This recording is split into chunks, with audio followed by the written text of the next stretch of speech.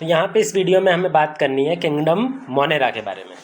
पिछले वीडियो में हमने विटाकर के 5 किंगडम्स, उन्होंने क्या क्राइटेरिया यूज़ करके वो 5 किंगडम्स बनाए थे और उन 5 किंगडम्स के अंदर में कौन कौन से ऑर्गेनिजम्स को हम रखने वाले हैं, उनके क्या फीचर्स हैं, वो सारी चीज़ें देख ली थी।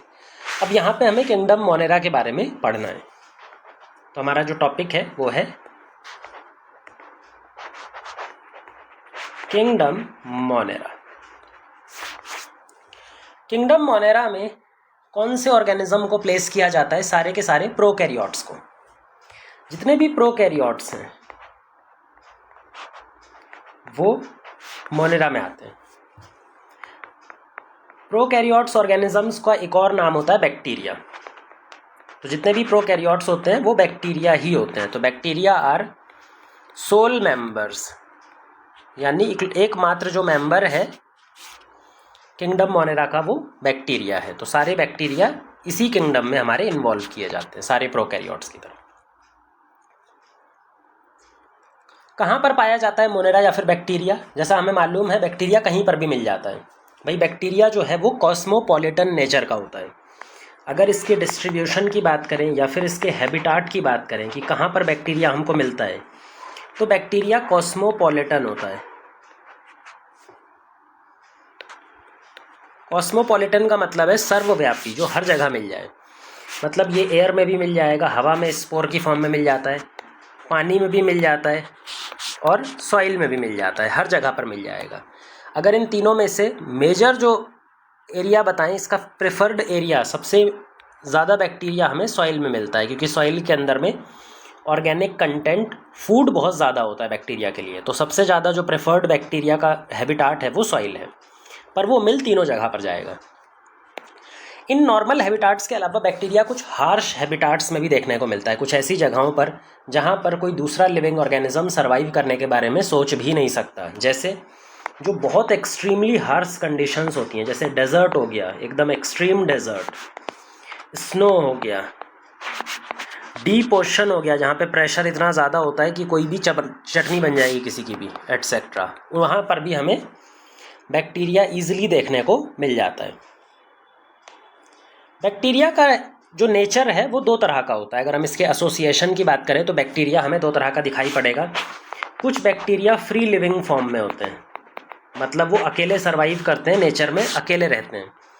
जबकि कुछ दूसरे होते हैं जो एसोसिएशन बनाते हैं, दूसरे लिविंग ऑर्गेनिज्म के साथ में जुड़ करके एक पर्टिकुलर एसोसिएशन बना लेते हैं। अब ये एसोसिएशन दो तरह का होता है। एक तो होता है पैरासिटिक एसोसिएशन, जो दूसरे ऑर्गेनिज्म को हार्म करेगा।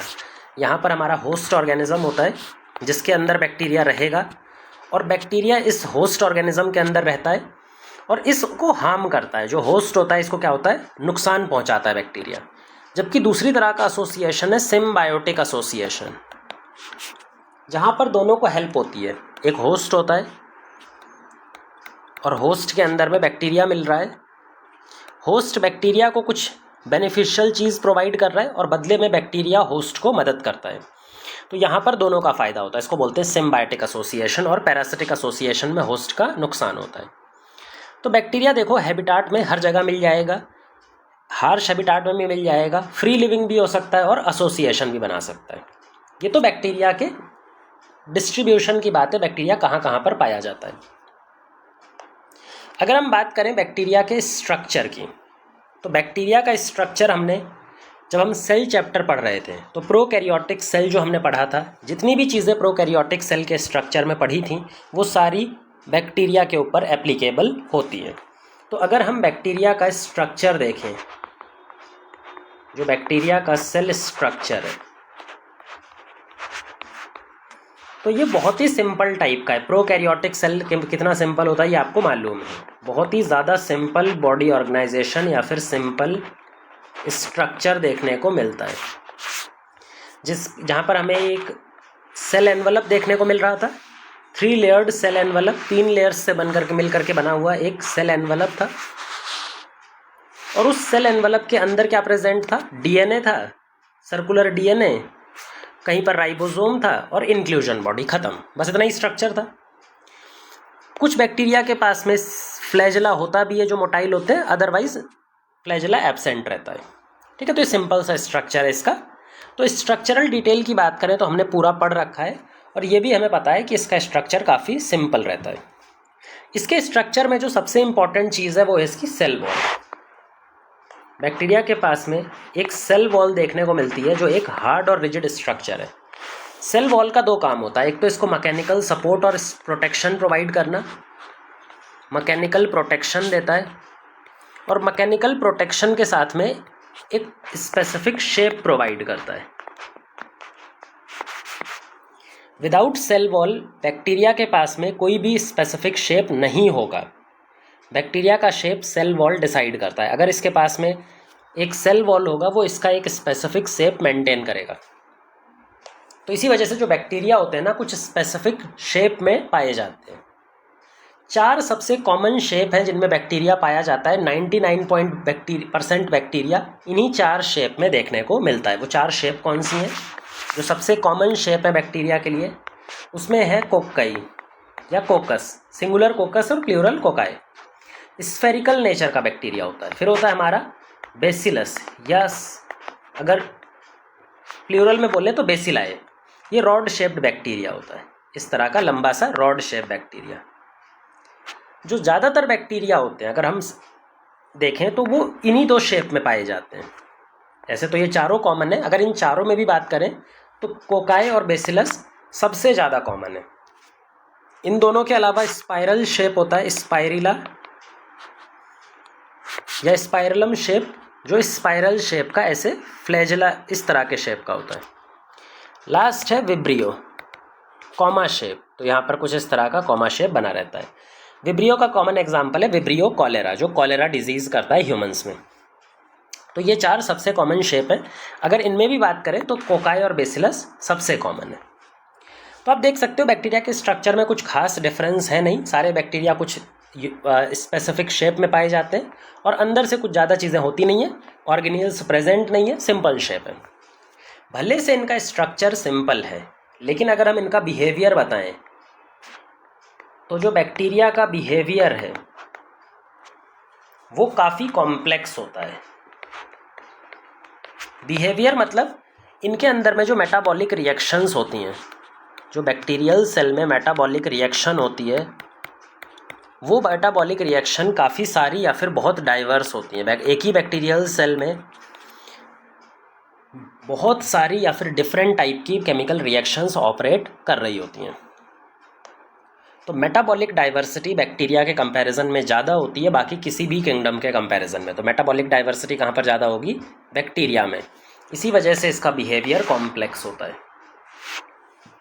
इस चीज़ को अभी हम प्रूव भी करने वाले हैं कि जो इसकी मेटाबॉलिक डाइवर्सिटी है उसको हम समझने वाले हैं। अब ये मेटाबॉलिक डाइवर्सिटी इतनी ज़्यादा यहाँ पर क्यों है किसी बैक्टीरियल सेल में? क्योंकि बैक्टीरिया को अपने सारे लाइफ प्रोसेस खुद ही परफॉर्म करने हैं। बैक्टीरिया यूनिसेल्युलर होता है, इसको लाइफ के जितने भी काम करने, चाहे वो खाना बनाना हो या खाना ऑब्टेन करना हो, खाने को डाइजेस्ट करके खाने को तोड़ के एनर्जी निकालना हो, रिप्रोडक्शन करना हो, किसी दूसरे ऑर्गेनिज्म से अपने आप को प्रोटेक्ट करना हो, रिप्रोडक्शन करना हो, अपना नंबर मल्टीप्लाई करना हो, ये सारे के सारे काम बैक्टीरिया में कौन करता है? एक सिंगल सेल।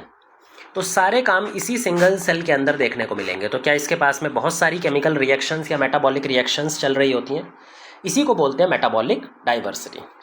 तो बैक्टीरियल सेल की metabolic diversity comparatively higher side पे होती है।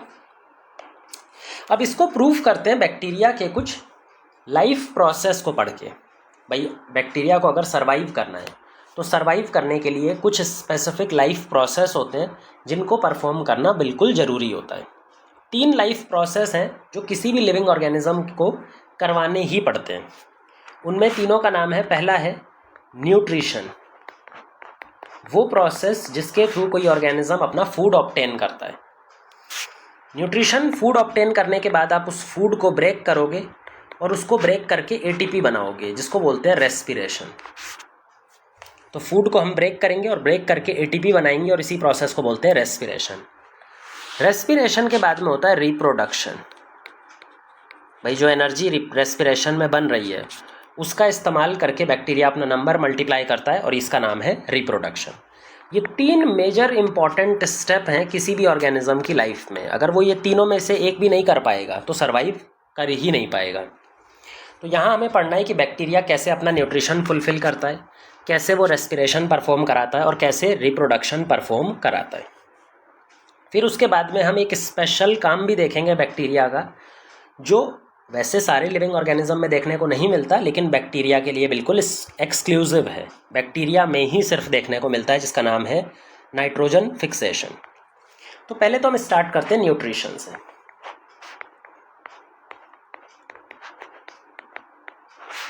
न्यूट्रिशन से व्हाट इज न्यूट्रिशन? न्यूट्रिशन होता क्या है एक्चुअल में? न्यूट्रिशन माने कि कोई लिविंग ऑर्गेनिज्म अपनी बॉडी में किस तरह से फूड मॉलिक्यूल को ऑब्टेन करता है।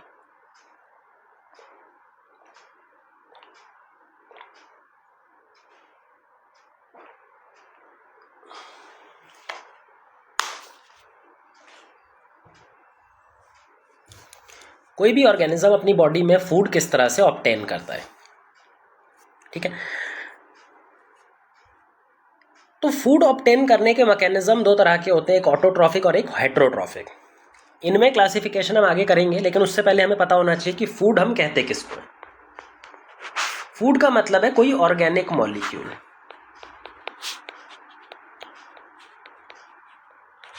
कोई ऑर्गेनिक मॉलिक्यूल, जैसे कि कार्बन का C6H12O6। तो ऑर्गेनिक मॉलिक्यूल का मतलब ही होता है कार्बन के मॉलिक्यूल। जब हम कार्बन को रिड्यूस कर देते हैं तो रिड्यूस्ड कार्बन कंपाउंड्स को ही ऑर्गेनिक मॉलिक्यूल बोला जाता है। कई सारे ऑर्गेनिक मॉलिक्यूल्स फूड की तरह काम करते हैं, यानी कि इनको तोड़ने पे हमें एनर्जी मिल सकती है। तो उन ऑर्गेनिक मॉलिक्यूल्स जिनको तोड़ने पे हमें एनर्जी मिल सकती है उसी को बोलते हैं फूड। सबसे कॉमन टाइप का फूड है ग्लूकोज, जिसका फॉर्मूला हमने यहाँ पर लिख रखा है। अब न्यूट्रिशन भी दो तरह का होता है, एक ऑटोट्रॉफिक और एक हेट्रोट्रॉफिक। स्टार्ट करते हैं ऑटोट्रॉफिक से।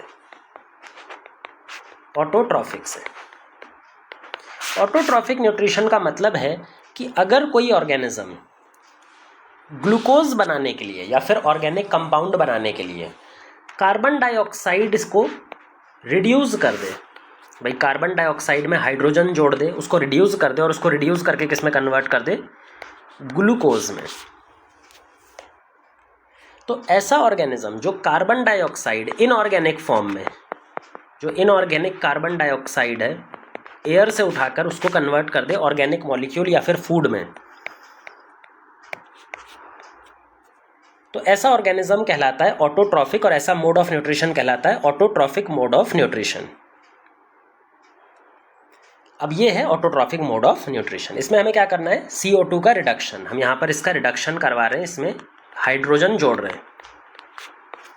हमें मालूम है रिडक्शन करवाना एक एनर्जी कंज्यूमिंग प्रोसेस है। कोई भी रिडक्शन रिएक्शन जब हम करवाते हैं तो उसमें एनर्जी यूटिलाइज होती है, उसमें एनर्जी देनी पड़ती है। मतलब ये वाली जो रिडक्शन रिएक्शन है इसमें भी कहीं ना कहीं पर एनर्जी लगानी पड़ेगी, हमें एनर्जी की भी ज़रूरत है रिडक्शन करवाने के लिए। ये जो एनर्जी सोर्स है, कौन से सोर्स से ये एनर्जी आती है, इसके बेसिस पे दो तरह का ऑटोट्रॉफिक न्यूट्रिशन होता है। एक है फोटो ऑटोट्रॉफिक,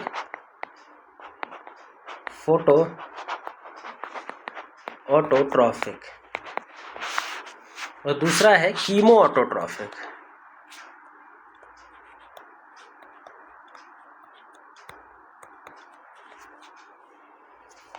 एक है फोटो ऑटोट्रॉफिक और एक है कीमो ऑटोट्रॉफिक।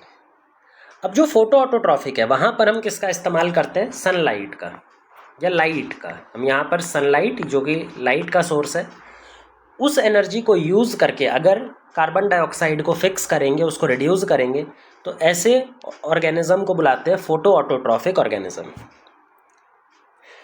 वहीं पर अगर हम कोई केमिकल रिएक्शन हो रही हो, और उस केमिकल रिएक्शन में निकलने वाली एनर्जी को यूज़ करके बैक्टीरिया अपना खाना बनाता हो, CO2 को रिड्यूस करता हो, तो उसको बैक्टीरिया को क्या बोलेंगे, chemo autotrophic bacteria. Chemo autotrophic बहुत ही यूनिक तरह का न्यूट्रिशन मैकेनिज्म है। पहले हम फोटो ऑटोट्रॉफिक पढ़ लेते हैं। भाई फोटो ऑटोट्रॉफिक न्यूट्रिशन फुलफिल करने के लिए हमें क्या चाहिए, सनलाइट एनर्जी आएगी, और सनलाइट एनर्जी को हमें पहले कैप्चर करना पड़ेगा, उसको पकड़ना पड़ेगा। और एक बार जब सनलाइट एनर्जी कैप्चर हो जाएगी, फिर उसको कैप्चर करने के बाद में हम क्या करेंगे, उसको यूज़ करके खाना बनाएंगे। अब इस सनलाइट को कैप्चर करने के लिए कुछ स्पेसिफिक मॉलिक्यूल्स होते हैं जिनका नाम है पिगमेंट्स, कलर्ड मॉलिक्यूल्स जो सनलाइट की स्पेसिफिक वेवलेंथ को कैप्चर कर सकते हैं, पिगमेंट्स, जो कि क्या होते हैं, कलर्ड मॉलिक्यूल्स।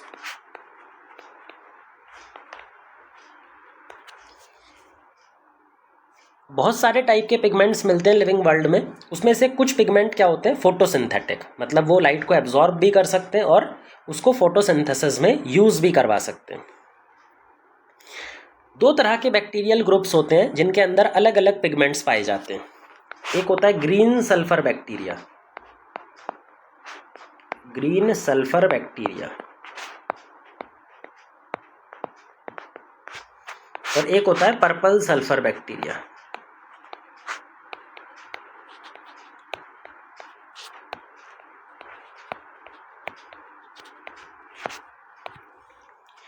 जो ग्रीन सल्फर बैक्टीरिया है, यहाँ पर ग्रीन कलर का एक पिगमेंट होता है जिसको बोलते हैं क्लोरोबियम क्लोरोफिल। तो यहाँ पर पिगमेंट क्या मिलता है, क्लोरोबियम क्लोरोफिल, इसी वजह से ये ग्रीन कलर का होता है।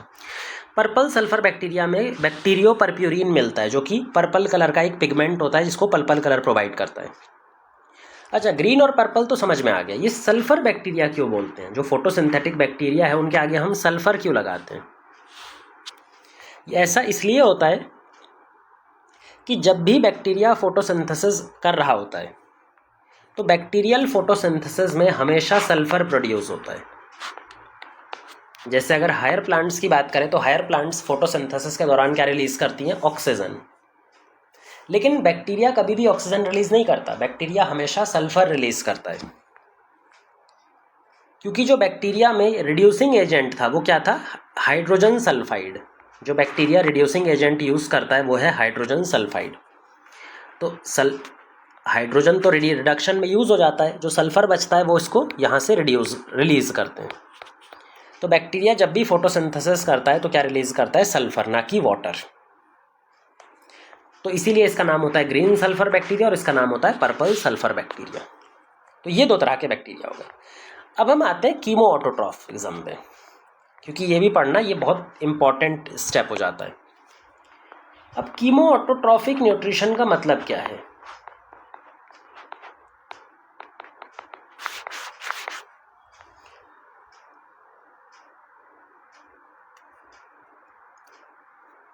बैक्टीरिया अपने आसपास प्रेजेंट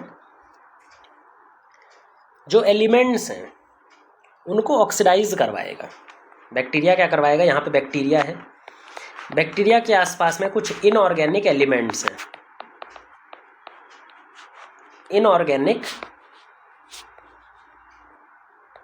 एलिमेंट्स हैं। इन इनऑर्गेनिक एलिमेंट्स का बैक्टीरिया क्या करवाता है, ऑक्सीडेशन। क्योंकि जब भी हम ऑक्सीडेशन करवाते हैं तो आपको मालूम होना चाहिए ऑक्सीडेशन एक एनर्जी रिलीजिंग प्रोसेस होता है।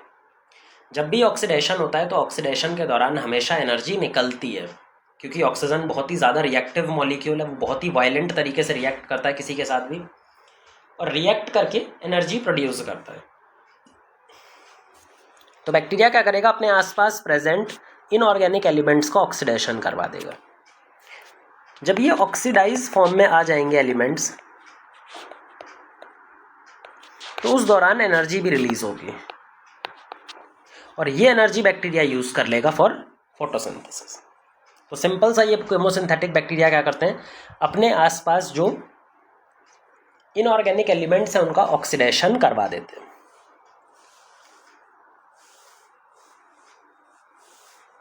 जैसे कुछ एलिमेंट्स को यहाँ पे हम नाम ले, जैसे अगर हमारे पास आयरन है तो बैक्टीरिया इसको ऑक्सीडाइज करके किसमें कन्वर्ट कर देगा, Fe2O3 में। जैसे हमारे पास सल्फर है तो बैक्टीरिया इसको किसमें कन्वर्ट कर देगा, SO4 2 नेगेटिव में। फॉस्फोरस है तो PO4 3 नेगेटिव में। ऐसे ही और भी कुछ हो सकता है। अगर हमारे पास अमोनिया है तो NO2 नेगेटिव में ऑक्सीडाइज कर देगा, और ऑक्सीडाइज करने पर हमेशा एनर्जी निकलती है।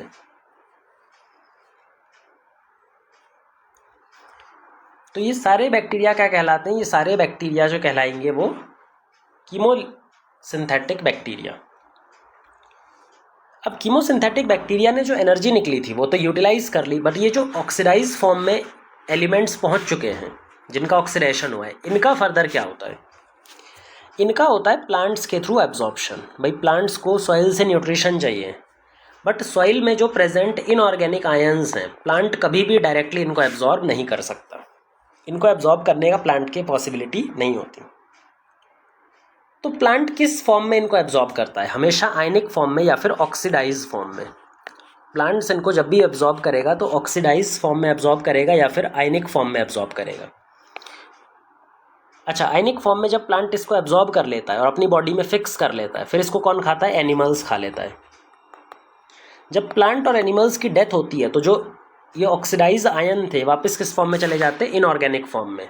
बैक्टीरिया इनको तोड़ देता है, दूसरे तरह का बैक्टीरिया इनको तोड़ के ये बना देता है। फिर दोबारा से कीमोसिंथेटिक बैक्टीरिया इनको ऑक्सीडाइज करेगा, फिर ये प्लांट्स में जाएंगे, एनिमल्स में जाएंगे, डेड होकर के दूसरे तरह का बैक्टीरिया होता है वो इसको इसमें कन्वर्ट कर देगा। तो क्या यहाँ पे न्यूट्रिएंट की पूरी रिसाइकलिंग हो रही है कंटिन्यूसली? हाँ। तो इसी तरह से जो बैक्टीरिया होता है कीमोसिंथेटिक बैक्टीरिया, वो न्यूट्रिएंट रिसाइकल करता रहता है, न्यूट्रिएंट को सॉइल में साइकिल करता हुआ जाता है, इसीलिए हमारे लिए भी इम्पॉर्टेंट होता है। तो ये हो गए कीमोट्रॉफिक बैक्टीरिया या कीमो ऑटोट्रॉफिक बैक्टीरिया। तो न्यूट्रिशन के बेसिस पे हमने ऑटोट्रॉफिक मोड देख लिया। अब बात करते हैं हेट्रोट्रॉफिक बैक्टीरिया की, क्योंकि नेचर में ज़्यादा बैक्टीरिया हेट्रोट्रॉफ टाइप के होते हैं। हेट्रोट्रॉफ का मतलब क्या होगा? हेट्रोट्रॉफ का मतलब होता है कि अगर आप कॉम्प्लेक्स ऑर्गेनिक मॉलिक्यूल डायरेक्टली किसी दूसरे ऑर्गेनिज्म से ऑब्टेन कर लें, मतलब ग्लूकोज को डायरेक्टली ये बनाएंगे नहीं, ये कहीं से ऑब्टेन कर लें, तो ऐसा ऑर्गेनिज्म क्या कहलाता है? हेट्रोट्रॉफ। तो ये हेट्रोट्रॉफ हो जाता है, जहाँ पे आप ऑर्गेनिक कंपाउंड को डायरेक्टली किसी दूसरे ऑर्गेनिज्म से या किसी दूसरे सोर्स से ऑब्टेन कर लेते हैं। अब ये ऑर्गेनिक कंपाउंड आप कहाँ से ऑब्टेन कर रहे हैं उसके बिहाफ पर हेट्रोट्रॉफिक मोड ऑफ न्यूट्रिशन भी खुद 4 टाइप्स का होता है। उसमें से 3 टाइप बैक्टीरिया शो करता है। पहला है पैरासिटिक, जहाँ पे ऑर्गेनिज्म किसी दूसरे ऑर्गेनिज्म जिसका नाम होता है होस्ट, तो ये एक पैरासाइट है बैक्टीरिया हमारा, और ये होस्ट ऑर्गेनिज्म है। होस्ट ऑर्गेनिज्म से ये खाना लेता है, न्यूट्रिशन लेता है, और बदले में होस्ट को नुकसान पहुंचाता है। तो पैरासाइट को तो फायदा हो रहा है, बैक्टीरिया को तो फायदा हो रहा है, बट होस्ट को नुकसान पहुंच रहा है। ऐसा मोड ऑफ न्यूट्रिशन कहलाता है पैरासिटिक मोड ऑफ न्यूट्रिशन। तो इसी को बोलते हैं पैरासिटिक मोड ऑफ न्यूट्रिशन। एक और इसी तरह का होता है, पैरासिटिक जैसा ही होता है बट उसमें इंटरेक्शन टाइप अलग हो जाता है, जिसको बोलते हैं म्यूचुअलिस्टिक या सिम्बायोसिस।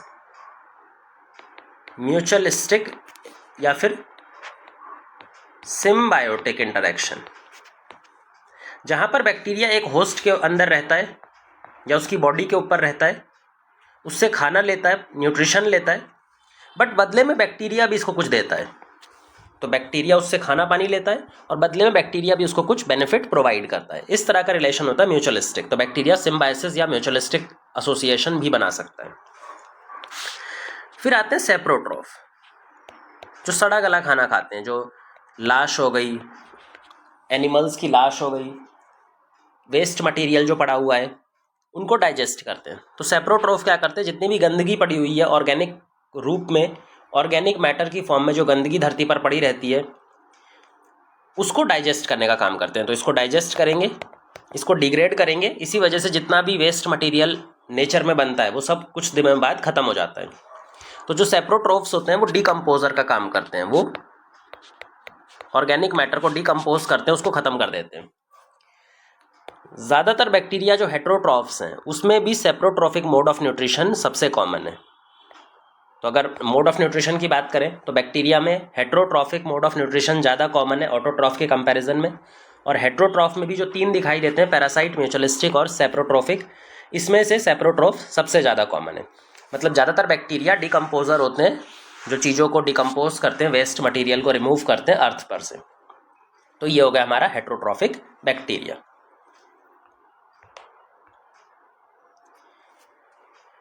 तो पहला जो लाइफ प्रोसेस था बैक्टीरिया का, मोड ऑफ न्यूट्रिशन या फिर न्यूट्रिशन मेथड, हमने वो कवर कर लिया। किसी भी ऑर्गेनिज्म का दूसरा काम होता है खाने को ब्रेक करके उसमें से एनर्जी प्रोड्यूस करना या फिर एटीपी प्रोड्यूस करना, जिस प्रोसेस को बोलते हैं रेस्पिरेशन। जो रेस्पिरेशन है ये दूसरा प्रोसेस है। यहाँ पे हम क्या करेंगे, फूड मॉलिक्यूल को तोड़ेंगे और तोड़ के एटीपी कन्वर्ट करेंगे, इसी को बोला जाता है रेस्पिरेशन। अब ये रेस्पिरेशन में फूड को हम कैसे तोड़ते हैं? एक्चुअल में हम फूड का ऑक्सीडेशन करते हैं। हम यहाँ पर क्या करते हैं, फूड का ऑक्सीडेशन, जैसे ग्लूकोज है इसको ऑक्सीडाइज कर देते हैं, ऑक्सीडाइज करके CO2 H2O और एनर्जी बनती है, क्योंकि हमें पता है ऑक्सीडेशन रिएक्शन हमेशा एनर्जी निकालती है, और इस एटीपी को कन्वर्ट कर दे, इस एनर्जी को कन्वर्ट कर देते हैं एटीपी में, इसी को बोलते हैं रेस्पिरेशन। तो फूड का ऑक्सीडेशन करना है, ऑक्सीडेशन करके एनर्जी निकालनी है, उस एनर्जी को कन्वर्ट करना है एटीपी में, इस पूरे प्रोसेस को बोलते हैं रेस्पिरेशन। अब जो रेस्पिरेशन होता है वो दो तरह का होता है, एक कंप्लीट और एक इनकम्प्लीट। अगर पूरी तरह से हम ऑर्गेनिक कंपाउंड को CO2 और H2O की फॉर्म में कन्वर्ट कर दे तो उसको बोलते हैं कंप्लीट रेस्पिरेशन, और एक होता है इनकम्प्लीट रेस्पिरेशन। तो रेस्पिरेशन कंप्लीट भी हो सकता है, इनकम्प्लीट भी हो सकता है। किस कंडीशन में कंप्लीट होता है और किस कंडीशन में इनकम्प्लीट होता है? अगर तो ऑक्सीजन सफिशेंट है, ऑक्सीजन की मात्रा सफिशेंट अमाउंट में प्रेजेंट है, तो हमारा कंप्लीट रेस्पिरेशन चलता है। वहीं पर अगर ऑक्सीजन एब्सेंट हो या फिर डेफिशिएंट हो या कम हो तो उस कंडीशन में इनकम्प्लीट रेस्पिरेशन चलता है। कंप्लीट रेस्पिरेशन का दूसरा नाम एरोबिक रेस्पिरेशन भी होता है, एरोबिक रेस्पिरेशन। और इनकम्प्लीट रेस्पिरेशन का दूसरा नाम एनारोबिक रेस्पिरेशन भी होता है, तो एनारोबिक रेस्पिरेशन भी होता है। तो दो तरह का रेस्पिरेशन होता है। रेस्पिरेशन के हिसाब से दो तरह के बैक्टीरिया भी होते हैं, एरोबिक बैक्टीरिया जो अपने फूड को तोड़ने के लिए कंप्लीट रेस्पिरेशन की यूज लेते हैं, ऑक्सीजन की प्रेजेंस में फूड को कंप्लीट तोड़ते हैं, और एनारोबिक जो ऑक्सीजन की मदद के बिना ऑक्सीजन के फूड को इनकम्प्लीट ब्रेक डाउन करते हैं, एनारोबिक रेस्पिरेशन के थ्रू एनर्जी प्रोड्यूस करते हैं। अब इसमें भी दो कैटेगरीज होती हैं, फर्दर इसको हम डिवाइड कर सकते हैं अलग अलग कैटेगरीज में। जैसे अगर हम एरोबिक बैक्टीरिया की बात करें तो एरोबिक बैक्टीरिया खुद भी दो तरह का होता है, ऑब्लिगेट एरोब, ऑब्लिगेट का मतलब होता है स्ट्रिक्ट, मतलब बिल्कुल फिक्स है कि ये बैक्टीरिया यही वाला मैकेनिज्म फॉलो कर सकता है। ऑब्लिगेट का दूसरा मतलब होता है स्ट्रिक्ट। दूसरा होता है फैकल्टेटिव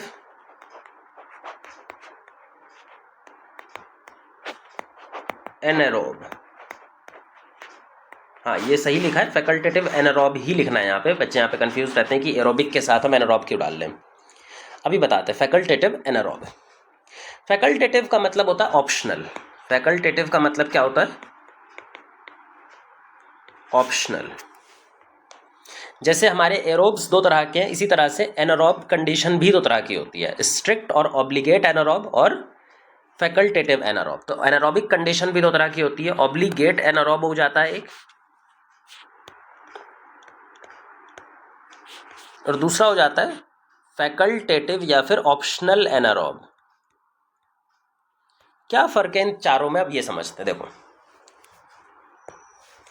ऑब्लिगेट एनारोब के पास में ऐसे एंजाइम होते हैं, इसकी बॉडी में ऐसे एंजाइम प्रेजेंट हैं जो सिर्फ और सिर्फ ऑक्सीजन की प्रेजेंस में रेस्पिरेशन करवा सकते हैं। तो अगर मान लो किसी ऐसी कंडीशन में ये फंस गया जहां पर ऑक्सीजन अवेलेबल नहीं है तो इसका क्या होगा? डेथ हो जाएगी। ये स्ट्रिक्ट एरोब है, इसको ऑक्सीजन चाहिए ही चाहिए, ऑब्लिगेट कंडीशन है, स्ट्रिक्ट कंडीशन है। कभी भी अगर इसको ऑक्सीजन नहीं मिलेगी तो इसकी क्या हो जाएगी? डेथ हो जाएगी। दूसरा आता है फैकल्टेटिव एनारोब। अब फैकल्टेटिव एनारोब का मतलब है ऑप्शनल एनारोब। नेचुरली या फिर ज्यादातर टाइम ये अपना कैसे बिताएगा? एरोबिक कंडीशन में। इसके पास में कैसे एंजाइम है? इसके पास में दो तरह के एंजाइम है, इसके पास में दो अलग अलग तरह के एंजाइम है। कुछ ऐसे एंजाइम है जो एरोबिक कंडीशन में रेस्पिरेशन करवाते हैं, और कुछ ऐसे भी एंजाइम है जो एनारोबिक कंडीशन में रेस्पिरेशन करवाते हैं। पर ज़्यादा एफिशिएंट एंजाइम इसके एरोबिक वाले हैं, मतलब ये नॉर्मल कंडीशन में, नेचर में एरोबिक कंडीशन में ही मिलता है, एरोबिक कंडीशन में सर्वाइव करता है। पर अगर मान लो कभी ऐसी कंडीशन आ जाती है कि ऑक्सीजन अवेलेबल नहीं है या ऑक्सीजन की डेफिशिएंसी है, तो उस कंडीशन में ये अपने दूसरे वाले एंजाइम को एक्टिवेट करेगा, एनारोबिक एंजाइम को, और कुछ समय के लिए ये एनारोबिक कंडीशन में भी सर्वाइव कर लेगा। तो ये एनारोबिक कंडीशन में भी सर्वाइव कर लेगा, लेकिन इसकी वर्किंग एफिशिएंसी कम हो जाएगी। ज़्यादा अच्छे से कहाँ काम करता है या नेचर में ये कहाँ पे काम करता है? नेचुरली एरोबिक कंडीशन में। ये है एक एरोब ही, पर इसके पास ऐसे भी एंजाइम हैं जो इसको एनारोबिक कंडीशन में लेस एफिशिएंसी के साथ भी पर सर्वाइव करने में कैपेबल बना देंगे। एनारोबिक कंडीशन में भी ये सर्वाइव करेगा, थोड़ी सी एफिशिएंसी कम रहेगी लेकिन। तो ऐसे बोलते हैं फैकल्टेटिव एनारोब। ऑप्शनल एनारोब है, जब कंडीशन आएगी तो एनारोब बन सकता है।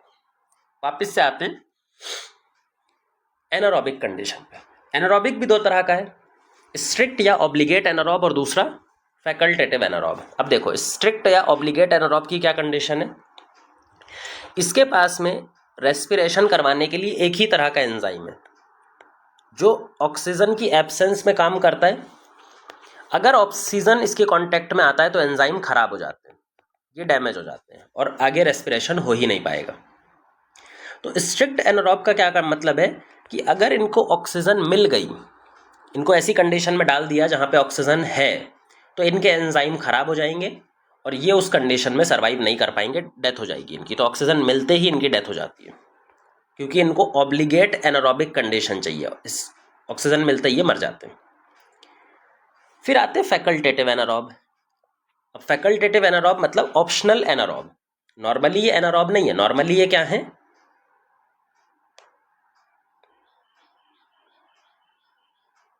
सॉरी, फैकल्टेटिव एरोब बोलते हैं इसको। हाँ, ये हमने थोड़ा गलत कर दिया, ये फैकल्टेटिव एरोब होगा। नॉर्मली ये क्या है? एनारोब। एक्चुअल में ये एक एनारोब ही है, विदाउट ऑक्सीजन अपना रेस्पिरेशन करता है। लेकिन इसके पास में भी दो तरह के एंजाइम हैं, एक जो एनारोबिक कंडीशन में काम करते हैं, ये ठीक है, और दूसरे जो कि एरोबिक कंडीशन में काम करते हैं। अब मान लो कि इस ऑर्गेनिज्म को हमने ऑक्सीजन वाली कंडीशन में डाल दिया। नेचुरली तो इसके ये वाले एंजाइम काम करते हैं, एनारोबिक एंजाइम काम करते हैं, बट अगर हमने इसको ऑक्सीजन में डाल दिया तो क्या इसके ये वाले एंजाइम काम करना स्टार्ट कर देंगे? बिल्कुल। तो ये कुछ समय के लिए एनारोबिक कंडीशन में सर्वाइव कर लेता है, लेकिन इसकी वर्किंग एफिशिएंसी कम रहेगी, क्योंकि नेचुरल में कैसा पाया जाता है? एनारोब। तो है तो ये एनारोब, बट अगर एरोबिक कंडीशन भी मिल जाए तो ये कुछ समय के लिए लेस एफिशिएंसी के साथ सर्वाइव कर सकता है एनारोबिक कंडीशन में भी। इसको बोलते हैं फैकल्टेटिव एरोब, कि कभी कभी ऑप्शनल के टाइप पे एरोबिक कंडीशन में सर्वाइव कर पाएगा। ठीक है, तो ये चार तरह के ग्रुप्स हो गए। रेस्पिरेशन के बाद तीसरा जो कोई भी ऑर्गेनिज्म काम करता है अपनी लाइफ को चलाने के लिए, वो है अपना नंबर मल्टीप्लाई करना, रिप्रोड्यूस करना, अपनी स्पीसीज के नंबर को बढ़ाना। इसी को बोलते हैं रिप्रोडक्शन। तो तीसरा काम जो होता है किसी भी लिविंग ऑर्गेनिज्म का, वो होता है रिप्रोडक्शन। रिप्रोडक्शन यानी मल्टीप्लिकेशन। अब देखो, रिप्रोडक्शन करने के भी दो तरीके होते हैं, जो हमने बहुत पिछले क्लासेस से पढ़े ही होंगे आपने, कि एक ऑर्गेनिज्म अपने आप को दो डिफरेंट तरीकों से मल्टीप्लाई कर सकता है, एक एसेक्सुअल मोड ऑफ रिप्रोडक्शन और एक सेक्सुअल मोड ऑफ रिप्रोडक्शन। तो एक एसेक्सुअल मोड ऑफ रिप्रोडक्शन और एक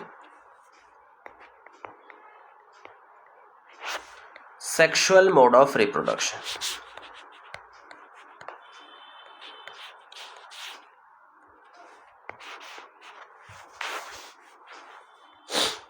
अब एसेक्सुअल और सेक्सुअल में फर्क क्या है? एसेक्सुअल के अंदर में, जैसा हमने पढ़ा ही होगा, सिंगल पेरेंट होता है और उस सिंगल पेरेंट का खुद का सेल एक नया ऑर्गेनिज्म प्रोड्यूस कर दे। जैसे मान लो ये एक ऑर्गेनिज्म है, पेरेंट है, और इस पेरेंट से एक नया ऑर्गेनिज्म बन जाए, तो सेम यहाँ पर बोलते हैं इसको एसेक्सुअल रिप्रोडक्शन, क्योंकि यहाँ पर एक ही पेरेंट इन्वॉल्व है, उसी का जेनेटिक मटेरियल, उसी का डीएनए इन्वॉल्व है, दूसरा डीएनए तो आ नहीं रहा। तो जो बच्चे के अंदर डीएनए पहुंचेगा वो कितने सोर्स से पहुंचेगा? सिंगल सोर्स से। तो ऐसे रिप्रोडक्शन में वेरिएशन भी इंड्यूस नहीं होता, जो बच्चा बनता है वो बिल्कुल 100% कॉपी होता है अपने पेरेंट की, यहाँ पर वेरिएशन आता ही नहीं है। इसको बोलते हैं एसेक्सुअल मोड। जबकि सेक्सुअल मोड में कंडीशन अलग हो जाती है, वहाँ पे वेरिएशन आता है, वो उसका कैरेक्टरिस्टिक फीचर है। सेक्सुअल मोड में दो पेरेंट्स होते हैं, एक मेल और एक फीमेल, पेरेंट 1 और एक पेरेंट 2, इन दोनों के गैमीट्स बनेंगे। इसका गैमीट बनेगा, पेरेंट 2 या फादर का अलग गैमीट बनेगा। ये जो गैमीट्स हैं इनके पास अपना अपना डीएनए होता है या जेनेटिक मटेरियल होता है। ये दोनों गैमीट्स फ्यूज़ करते हैं। जब फ्यूज़ करते हैं तो दोनों का जेनेटिक मटेरियल डीएनए भी फ्यूज़ करता है, और डीएनए फ्यूज़ होने की वजह से जो ऑफस्प्रिंग बनेगा या फिर जो बच्चा बनता है, जो जाइगोट बनता है, क्योंकि उसका डीएनए 2 सोर्स से आ रहा है, इस वाले सोर्स से, इस वाले सोर्स से, दोनों का डीएनए मिक्स हो रहा है और मिक्स होकर के जाइगोट बन रहा है। तो 2 अलग अलग सोर्स से डीएनए आने की वजह से यहाँ पर वेरिएशन दिखाई पड़ता है। ये एक बेसिक डेफिनेशन है सेक्सुअल और एसेक्सुअल की। मतलब एसेक्सुअल में डीएनए में जो पेरेंटल डीएनए और जो बच्चों का डीएनए वो बिल्कुल 100% सेम रहेगा, लेकिन सेक्सुअल में ऐसा नहीं होगा। 2 अलग अलग सोर्स से डीएनए आ रहे हैं, तो बच्चे का डीएनए पेरेंट्स से कंपैरेटिवली डिफरेंट रहेगा। अब बैक्टीरिया कौन सा मोड यूज करता है? भाई बैक्टीरिया बेसिकली एसेक्सुअल मोड के थ्रू रिप्रोड्यूस करता है। बैक्टीरिया का कौन सा मोड यूज करता है? सिर्फ और सिर्फ एसेक्सुअल मोड। एसेक्सुअल मोड जो बैक्टीरिया में चलता है उसका नाम है बाइनरी फिजन। तो जो बैक्टीरिया एसेक्सुअल मोड यूज करता है फॉर रिप्रोडक्शन उसका नाम है बाइनरी फिजन। लेकिन बाइनरी फिजन जो है वो सबसे कॉमन मोड है। एक और मोड होता है एसेक्सुअल में, वो भी बताते हैं। सबसे कॉमन मोड है, कब दिखाई पड़ता है? जब कंडीशंस फेवरेबल हो, जब कंडीशंस बैक्टीरिया के हिसाब की हो, बैक्टीरिया के पसंद की हो, उसको खाना मिल रहा हो, वाटर उसके आसपास हो, पीएच उसकी मर्जी का हो, टेम्परेचर उसकी मर्जी का हो। जब जितनी भी फेवरेबल कंडीशन अगर सब हैं तो बैक्टीरिया बहुत तेजी से मल्टीप्लाई करता है। किसके थ्रू? फिजन के थ्रू। फिजन यानी डायरेक्ट डिविजन। इसके अंदर में एक बैक्टीरिया होगा, उसका जेनेटिक मटेरियल होगा। सिंपल सा बैक्टीरिया क्या करता है? अपने जेनेटिक मटेरियल को डुप्लीकेट कर लेता है। 2 जेनेटिक मटेरियल बन गए, 2 डीएनए बन गए। फिर अपने यहाँ पे सेप्टम बनाना स्टार्ट कर देता है। इधर से सेप्टम, इधर से सेप्टम। ये सेप्टम धीरे धीरे आगे की तरफ ग्रो करेंगे, और ग्रो करने के बाद में 2 अलग सेल का फॉर्मेशन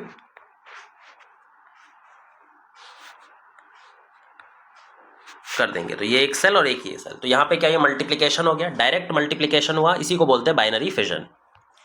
19 मतलब ज़्यादातर टाइम मान लो कि बैक्टीरिया यही करता है, पर कभी कभी कंडीशंस अनफेवरेबल हो जाते हैं। भाई हर टाइम तो कंडीशंस तुम्हारे मर्जी की रहेंगी नहीं। कभी कभी ऐसा भी तो होगा ना कि कंडीशन जो है वो अनफेवरेबल हो जाए, वो बैक्टीरिया की मर्जी की कंडीशंस हैं ही नहीं। टेम्परेचर बदल गया, टेम्परेचर ज़्यादा हो गया या कम हो गया, पीएच चेंज हो गया, या खाना ख़त्म हो गया, ऑर्गेनिक मैटर ख़त्म हो गया, तो फिर ये क्या करेगा? तो फिर ये एक दूसरा मेथड यूज़ करता है जिसका नाम है एंडोस्पोर फॉर्मेशन।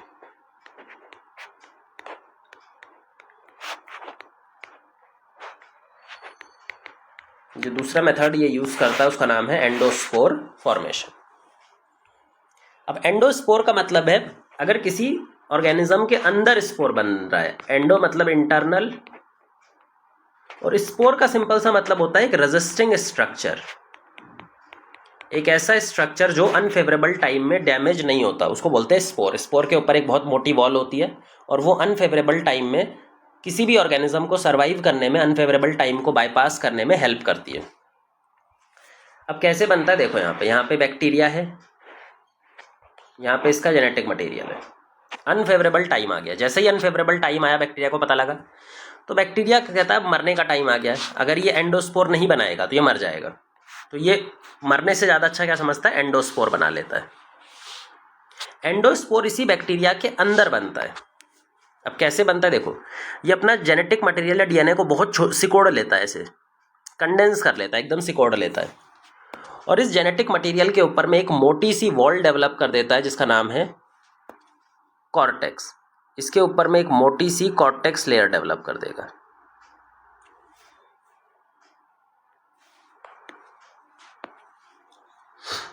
तो ये बाहर क्या है? यहाँ पे कॉर्टेक्स, जो बहुत ही मोटी वॉल होती है जो उसको प्रोटेक्ट करती है, और अंदर बीच में क्या है? इसने अपना डीएनए स्टोर कर लिया। अपना साइज बहुत रिड्यूस कर लेगा। साइज कैसे रिड्यूस करेगा? जितना भी वाटर था उसमें से मैक्सिमम वाटर रिमूव कर देगा, यानी कि ये डिहाइड्रेट हो जाएगा, ज़्यादातर पानी बाहर निकाल देगा। डिहाइड्रेट इसलिए होगा क्योंकि इसकी इनएक्टिविटी ये अपनी एक्टिविटी को स्लो डाउन करना है। जब तक अनफेवरेबल टाइम है अपनी एक्टिविटी क्या कर लो, स्लो डाउन कर लो। जब फेवरेबल कंडीशन आएगी तो वापस से उसको एक्टिवेट करेंगे। इसी स्ट्रक्चर को बोलते हैं एंडोस्पोर। तो अगर एक एंडोस्पोर यहाँ पे हम बनाएं तो एक एंडोस्पोर में एक कॉर्टेक्स होता है बड़ा सा, और उसके बीच में क्या प्रेजेंट होता है, उसका जेनेटिक मटेरियल, सिकुड़ा हुआ डीएनए। इस डीएनए को एडिशनल प्रोटेक्शन प्रोवाइड करता है कैल्शियम डिपिकोलिनेट नाम का एक केमिकल। जो कैल्शियम डिपिकोलिनेट होता है ये डीएनए को स्टेबलाइज कर देता है ताकि डीएनए डैमेज ना हो। ये क्या कर देता है, डीएनए को एक्स्ट्रा स्टेबिलिटी प्रोवाइड कर देता है, डीएनए को डैमेज होने नहीं देता जब तक वो एंडोस्पोर कंडीशन में प्रेजेंट है। और इस एंडोस्पोर कंडीशन में वो सर्वाइव करता है अनफेवरेबल टाइम। जब एक बार फेवरेबल टाइम वापस आएगा तो ये एंडोस्पोर की वॉल टूटेगी और ये वापस से एक बैक्टीरिया का फॉर्मेशन कर देगा। अब यहाँ पर ध्यान से देखें तो यहाँ पर एक बैक्टीरिया से हमने स्टार्ट किया था, और एक बैक्टीरिया के अंदर कितने एंडोस्पोर बने, एक एंडोस्पोर, ये भी एक एंडोस्पोर, और इसने फिर से कितना बैक्टीरिया बनाया, एक बैक्टीरिया। तो एक बैक्टीरिया अपने आप को प्रोटेक्ट करता है अनफेवरेबल टाइम में और वापस से सर्वाइव कर लेता है ड्यूरिंग फेवरेबल टाइम। तो इसको बोलते हैं एंडोस्पोर फॉर्मेशन। ये दोनों ही मेथड्स, चाहे बाइनरी फिजन की बात करें चाहे एंडोस्पोर फॉर्मेशन की बात करें, दोनों में वेरिएशन नहीं आता, क्योंकि दोनों के अंदर में डीएनए तो एक ही बैक्टीरिया से आ रहा है, एक ही ऑर्गेनिज्म से आ रहा है सारा का सारा डीएनए, तो वेरिएशन आने के चांस ही नहीं है। दोनों ही एसेक्सुअल मोड है। बैक्टीरिया में अब सेक्सुअल मोड तो होता नहीं है, बट सेक्सुअल मोड का एक प्रिमिटिव फॉर्म बैक्टीरिया में दिखाई पड़ता है। जो सेक्सुअल रिप्रोडक्शन है, जिसमें हम बोल रहे हैं कि दो अलग अलग ऑर्गेनिज्म के डीएनए कंबाइन होने चाहिए गैमीट्स की फॉर्म में, इधर से गैमीट इधर से गैमीट, दोनों का डीएनए फ्यूज करके कुछ नया वेरिएशन आता है। सेक्सुअल रिप्रोडक्शन का सबसे प्रिमिटिव फॉर्म या प्रिमिटिव टाइप बैक्टीरिया में देखने को मिलता है। क्यों बोल रहे हैं इसको प्रिमिटिव टाइप, क्योंकि यहां पर डीएनए ट्रांसफर होता है एक बैक्टीरिया से दूसरे बैक्टीरिया में। एक ये बैक्टीरिया है, एक ये बैक्टीरिया है। अगर ये बैक्टीरिया डायरेक्टली अपना कुछ डीएनए इस वाले को ट्रांसफर कर दे तो क्या यहाँ पर भी तो हम बोल सकते हैं ना कि इसका डीएनए और इसका डीएनए आपस में मिक्स हो रहा है, और डीएनए के मिक्सिंग से हमेशा वेरिएशन आती है। तो यहाँ पर डीएनए ट्रांसफर हो रहा है, डीएनए ट्रांसफर होने की वजह से डीएनए मिक्सिंग हो रही है, और डीएनए मिक्सिंग होने की वजह से वेरिएशन प्रोड्यूस हो रहे हैं। तो अगर डीएनए मिक्सिंग की वजह से वेरिएशन कहीं पर आता है तो वो सेक्सुअल रिप्रोडक्शन का एक टाइप माना जा सकता है। तो बैक्टीरिया में भी इसी तरह का एक प्रिमिटिव टाइप का डीएनए ट्रांसफर मैकेनिज्म एग्जिस्ट करता है, जहां पे एक बैक्टीरिया से दूसरे बैक्टीरिया में डीएनए ट्रांसफर हो रहा होता है। पर ध्यान रखना, ये जो डीएनए ट्रांसफर है ये सेक्सुअल रिप्रोडक्शन हमारे तरह नहीं है। हमारे अंदर तो पेरेंट्स होते हैं, पेरेंट्स का गैमीट फ्यूज करके नेक्स्ट जनरेशन बनती है, मतलब वर्टिकल जीन ट्रांसफर बोलते हैं इसको। एक जनरेशन से दूसरी जनरेशन में गैमीट्स या फिर जीन्स का मिक्स होना। बैक्टीरिया में वर्टिकल जीन ट्रांसफर नहीं होता, एक्चुअल सेक्सुअल रिप्रोडक्शन नहीं होता। बैक्टीरिया में हॉरिजॉन्टल जीन ट्रांसफर होता है। एक बैक्टीरिया डायरेक्टली दूसरे बैक्टीरिया को डीएनए ट्रांसफर कर सकता है, तो इसको बोलते हैं हॉरिजॉन्टल जीन ट्रांसफर। लेकिन ये हॉरिजॉन्टल जीन ट्रांसफर भी प्रिमिटिव टाइप का सेक्सुअल रिप्रोडक्शन माना जा सकता है। अब ये जो बैक्टीरिया का प्रिमिटिव टाइप का सेक्सुअल रिप्रोडक्शन है, जो डीएनए ट्रांसफर है, वो होता कितने तरह से है। जो बैक्टीरिया में जो डीएनए ट्रांसफर हो रहा है वो कितनी तरह से हो सकता है। 3 डिफरेंट तरीके होते हैं, ट्रांसफॉर्मेशन,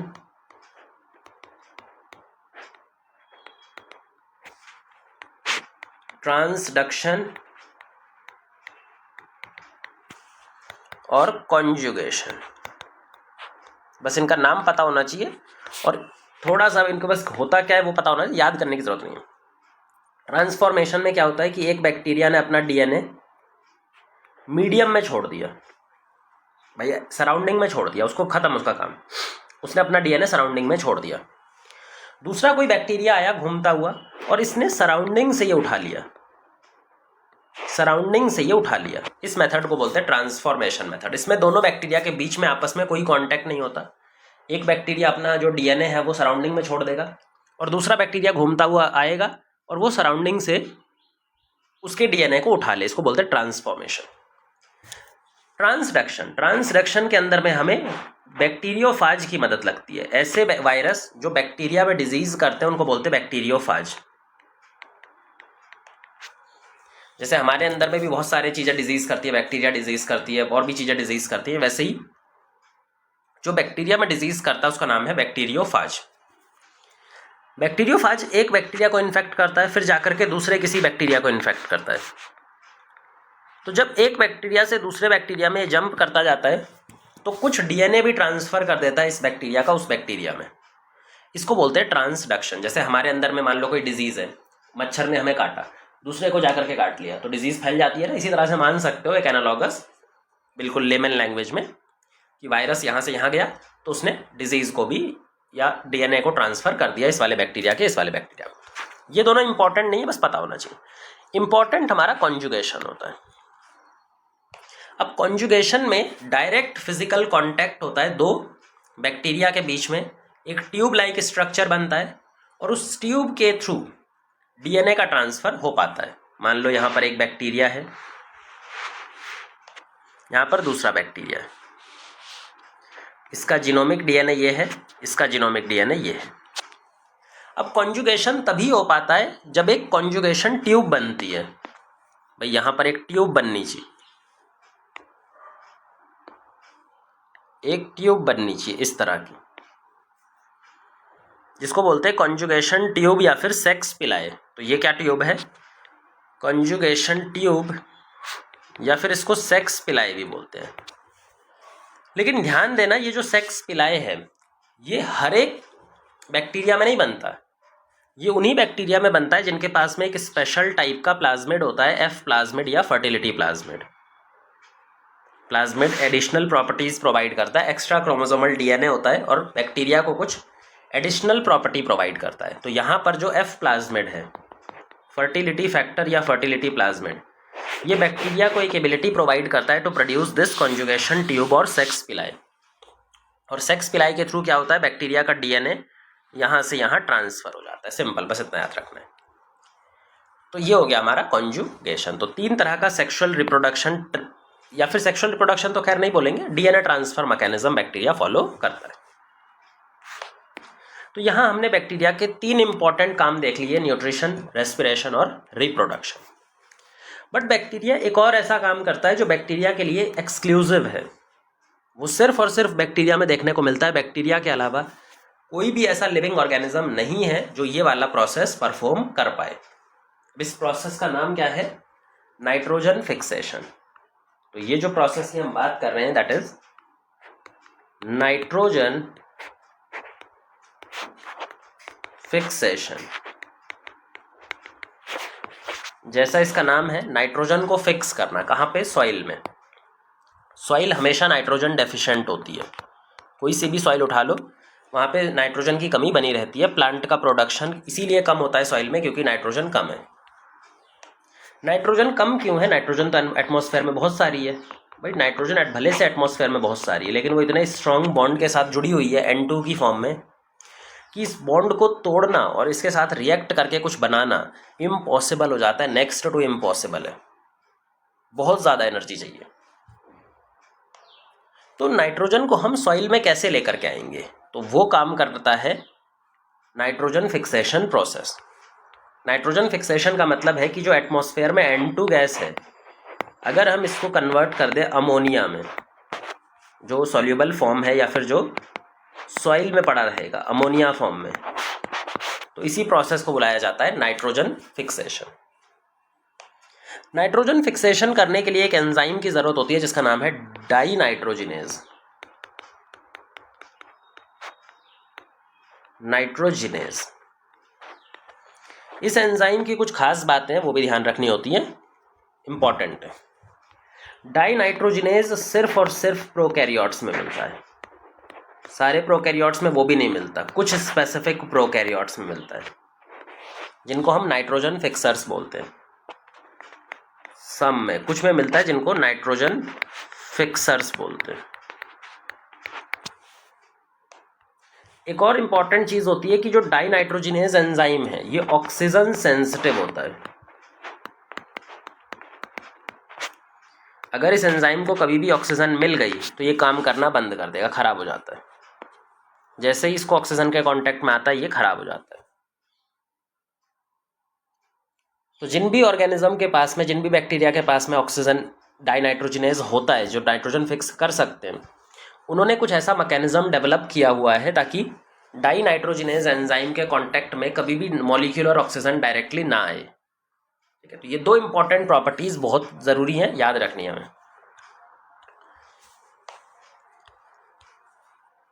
जो बैक्टीरिया नाइट्रोजन फिक्सेशन करता है उसके लिए एक और प्रॉब्लम है कि उसको एटीपी बहुत यूज़ करनी पड़ती है।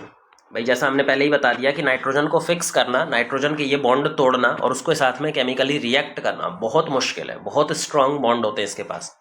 तो अगर इतने स्ट्रांग बॉन्ड को तुम्हें तोड़ना है तो बहुत सारे एटीपी पहले लगाने पड़ेंगे, तब वो जाकर के कहीं टूटेगा और NH3 बनाएगा। तो हाईली एनर्जी रिक्वायरिंग प्रोसेस है, इसमें इतनी एनर्जी लगती है, इसी वजह से सारे बैक्टीरिया भी इसको परफॉर्म नहीं करते। यूकैरियोट्स तो करते ही नहीं है, बैक्टीरिया भी बहुत ही छोटा फ्रैक्शन होता है जो नाइट्रोजन फिक्सेशन कर पाते हैं। बहुत सारी एनर्जी इसमें यूज होती है। अब बैक्टीरिया नाइट्रोजन फिक्सेशन अपने लिए करता है बेचारा, इतनी मेहनत लगा के बैक्टीरिया क्या कर रहा है, नाइट्रोजन को फिक्स कर रहा है, और जो नाइट्रोजन बनना चाहिए उसको यूज करना चाहता है। बट नाइट्रोजन को और किसको चाहिए? नाइट्रोजन तो भाई प्लांट्स को भी चाहिए। दूसरे जो मेंबर होते हैं, जो बैक्टीरिया के साथ में compete करने वाले मेंबर्स होते हैं सॉइल में for nitrogen gas, nitrogen ammonia is equal to plants. यहाँ पे जो प्लांट्स होते हैं ये भी इन नाइट्रोजन अमोनिया को एब्जॉर्ब कर लेते हैं। अब बैक्टीरिया सोचता भाई बना तो मैं रहा हूँ, एनर्जी मैं लगा रहा हूँ, और अमोनिया डायरेक्टली कौन एब्जॉर्ब कर लेता है? प्लांट्स। भाई ये तो खराबी है ना, बैक्टीरिया के लिए मुश्किल बात है। तो इसीलिए बैक्टीरिया ने क्या किया है या प्लांट्स ने क्या किया है, और प्लांट्स को भी भाई अमोनिया चाहिए ही चाहिए, अमोनिया के अलावा नाइट्रोजन का कोई सोर्स नहीं है सॉइल में। अब इन दोनों को एक दूसरे की ज़रूरत है, तो इन्होंने क्या किया है, बहुत सारे ऐसे बैक्टीरिया हैं जिन्होंने प्लांट की रूट के साथ में सिम्बायोटिक एसोसिएशन बना लिया है। भाई प्लांट ने बोला ठीक है मेरे को तो नाइट्रोजन चाहिए ही चाहिए, और नाइट्रोजन सिर्फ और सिर्फ नाइट्रोजन फिक्सिंग बैक्टीरिया बना सकता है। तो बहुत सारे प्लांट की रूट ने क्या किया है, नाइट्रोजन के जो फिक्सिंग बैक्टीरिया है उनके साथ में सिम्बायोटिक एसोसिएशन बना लेता है। एक एसोसिएशन जहां पे बैक्टीरिया प्लांट के अंदर जाकर के रहने लगता है।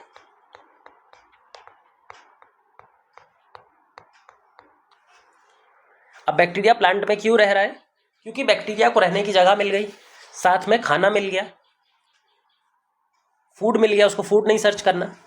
नाइट्रोजन फिक्स करने के लिए जो एनर्जी चाहिए वो भी प्लांट दे देगा। प्लांट बोलेगा तुम्हें जो भी चाहिए नाइट्रोजन को फिक्स करने के लिए वो ले लो, रहने की जगह भी ले लो, खाना भी ले लो, जो एनर्जी चाहिए, जो एटीपी चाहिए नाइट्रोजन को फिक्स करने के लिए वो भी ले लो, लेकिन नाइट्रोजन फिक्स करो।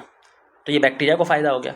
और बैक्टीरिया क्या करता रहता है? बैक्टीरिया नाइट्रोजन फिक्स करता रहता है, एटमॉस्फेयर से उठा के NH3 बनाता रहता है, और ये NH3 दोनों के काम आएगा, बैक्टीरिया भी लेगा और प्लांट भी लेगा। तो प्लांट को फायदा है कि उसको अमोनिया का सोर्स मिल गया, वो भी एक कॉन्टिन्यूस अमोनिया का सोर्स मिल गया। अदरवाइज अगर उसके पास नाइट्रोजन फिक्सर बैक्टीरिया नहीं होता तो उसको दूसरे बैक्टीरिया पर डिपेंड करना पड़ता। अब उसके पास खुद के घर में ही बैक्टीरिया है तो उसको अमोनिया मिल गया। और बैक्टीरिया को क्या फ़ायदा है कि बैक्टीरिया को रहने की जगह मिल गई, खाने की जगह मिल गई, और एटीपी जो वो खुद अपनी एटीपी लगा रहा था नाइट्रोजन को फिक्स करने के लिए, अब उसको अपनी एटीपी नहीं लगानी, प्लांट उसको एटीपी भी दे देगा। इसको बोलते हैं सिम्बायोटिक नाइट्रोजन फिक्सेशन। तो आज के टाइम पे हमारे पास दो तरह के नाइट्रोजन फिक्सिंग बैक्टीरिया हैं, एक फ्री लिविंग जो प्लांट की मदद नहीं लेते, खुद ही से नाइट्रोजन फिक्स करते हैं, और दूसरे होते हैं सिम्बायोटिक जो प्लांट के साथ में रहते हैं और दोनों को फायदा मिलता है। तो ये हो गया नाइट्रोजन फिक्सेशन। नाइट्रोजन फिक्सेशन जब हम साइनोबैक्टीरिया पढ़ लेंगे तो वहाँ पर एक और बार रिवाइज करेंगे इसको, क्योंकि साइनोबैक्टीरिया भी नाइट्रोजन फिक्सर होते हैं, और किस तरह से नाइट्रोजन फिक्सिंग के हमारे लिए बेनिफिशियल है एग्रीकल्चर में पर्टिकुलरली, वो हमें समझना रहेगा। तो अब इसके बाद हम बैक्टीरिया का क्लासिफिकेशन करते हैं कि बैक्टीरिया को हम कितने ग्रुप्स में बांट सकते हैं। जो मोनेरा किंगडम है उसको दो ग्रुप्स में बांटा जा सकता है। 6 किंगडम क्लासिफिकेशन में तो उन्होंने अलग अलग किंगडम बना दिए थे, हम यहाँ पर किंगडम नहीं बनाएंगे, हम सिर्फ इनका क्लासिफिकेशन पढ़ेंगे। एक होता है आर्की बैक्टीरिया, जो कि प्रिमिटिव बैक्टीरिया हैं, सबसे पुराने बैक्टीरिया। जो धरती पर सबसे पहले बैक्टीरिया डेवलप हुए थे वो यही वाले हैं। और दूसरे हैं यू बैक्टीरिया, जो टिपिकल बैक्टीरिया हैं आज के बैक्टीरिया, नए बैक्टीरिया जो बाद में डेवलप हुए। तो दो ग्रुप्स में ये बांटे गए हैं।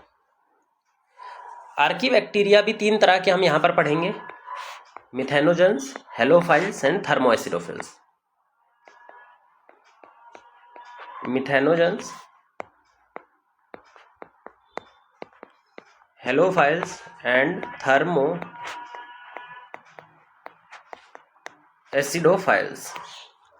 यू बैक्टीरिया दो तरह का तुम्हें दिया हुआ है, एक साइनोबैक्टीरिया और एक माइकोप्लाज्मा। साइनोबैक्टीरिया जिसको पहले हम ब्लू ग्रीन एल्गी भी बोलते थे, और दूसरा माइकोप्लाज्मा। तो ये 5 ग्रुप्स हमें पढ़ने हैं, 3 यूकैरियोटिक ग्रुप और 3 आर्की बैक्टीरियल ग्रुप और 2 यू बैक्टीरियल ग्रुप। स्टार्ट करेंगे आर्की बैक्टीरिया से। आर्की बैक्टीरिया के क्या फीचर्स होते हैं, फिर उसके बाद उसके जो टाइप्स हैं और कहाँ कहाँ पर कौन सा टाइप मिलता है वो समझने वाले हैं।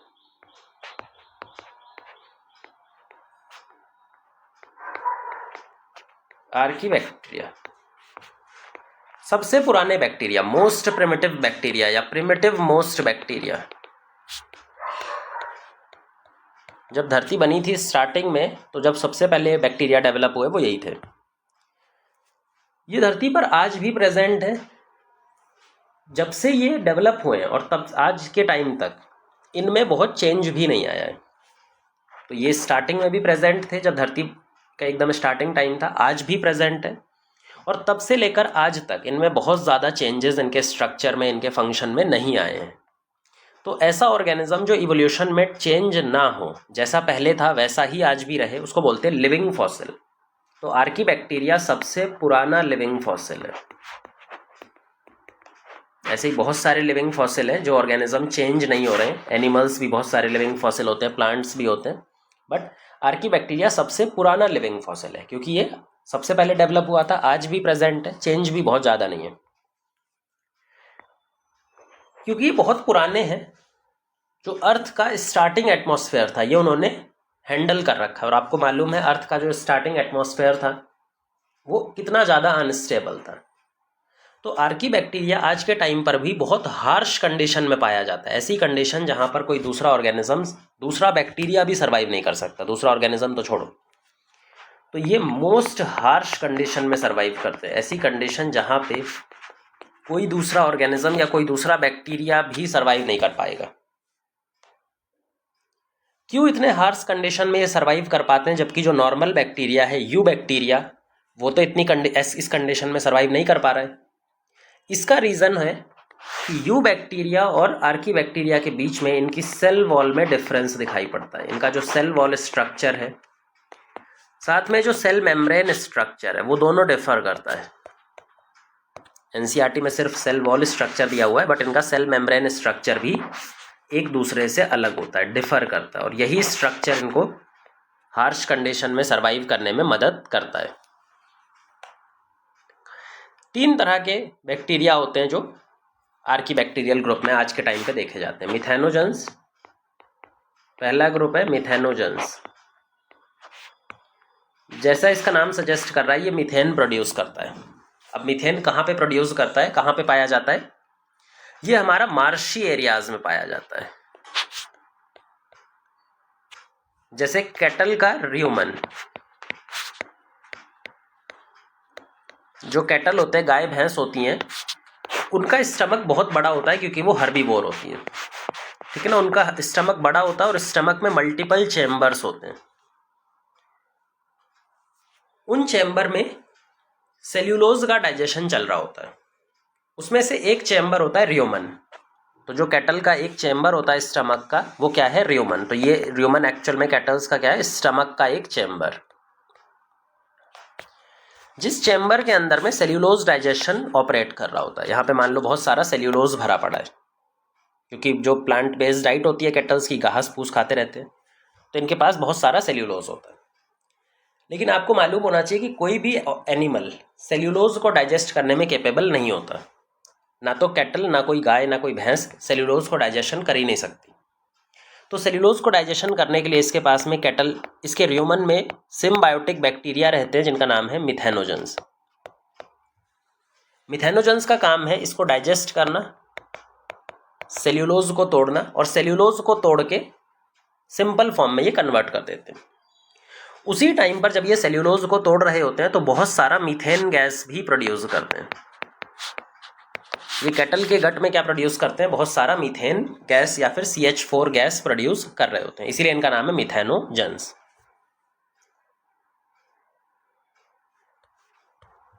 कुछ अमाउंट ऑफ ये बैक्टीरिया कैटल के गोबर के साथ बाहर भी आ जाता है। जब कैटल डंग देती है, डंग यानी गोबर, तो इसमें भी कुछ जो मिथेनोजेंस है वो उसके साथ बाहर आ जाते हैं। मिथेनोजेंस का इंपॉर्टेंट रोल हम 12th क्लास में देखेंगे जब हम माइक्रोब्स इन ह्यूमन वेलफेयर पढ़ रहे होंगे, क्योंकि मिथेनोजन मीथेन गैस प्रोड्यूस करते हैं और मीथेन गैस एक इकोनॉमिकल वैल्यू की गैस है। इसको जलाया जा सकता है, जला करके एनर्जी प्रोड्यूस की जा सकती है। तो ये हम इसका इस्तेमाल भी करते हैं मीथेन गैस प्रोडक्शन में, जो कि हम माइक्रोब्स इन ह्यूमन वेलफेयर वाले चैप्टर में बहुत अच्छे से पढ़ेंगे।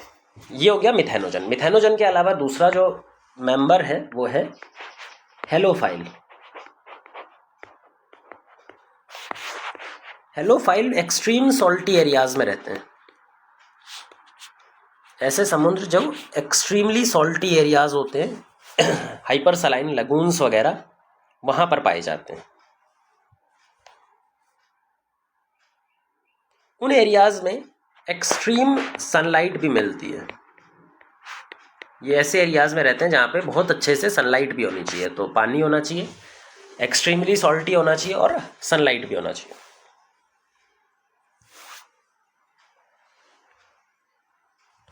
ये हो गए हेलोफाइल्स। तीसरा होता है थर्मो एसिडोफाइल्स।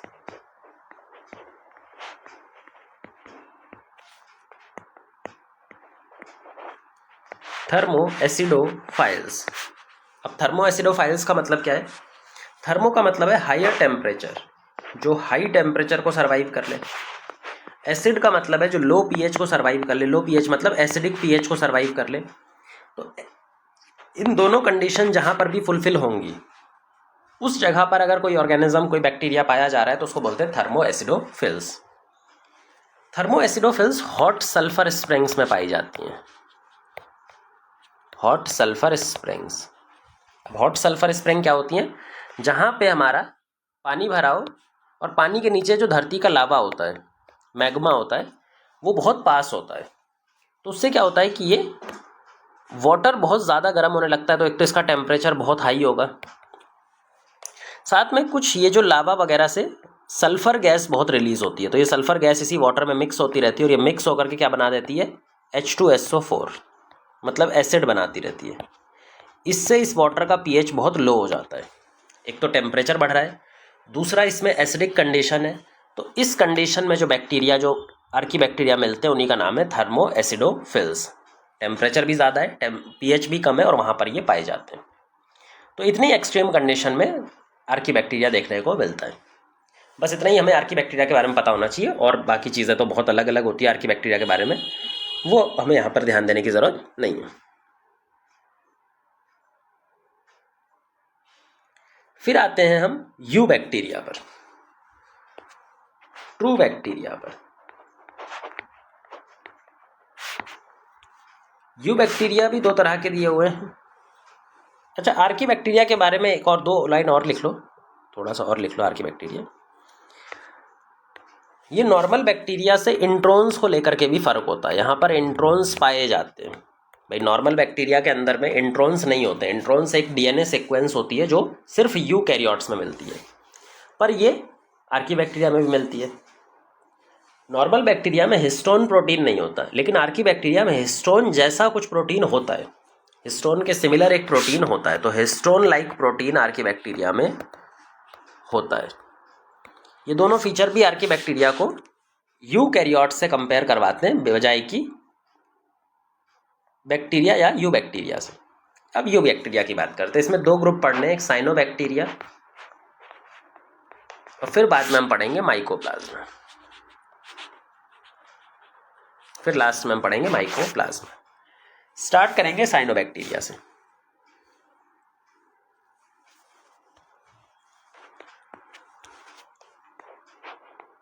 जो साइनोबैक्टीरिया है ये ग्राम नेगेटिव फोटोसिंथेटिक बैक्टीरिया है। कैसा बैक्टीरिया है? Gram negative and photo autotrophic. Photo autotrophic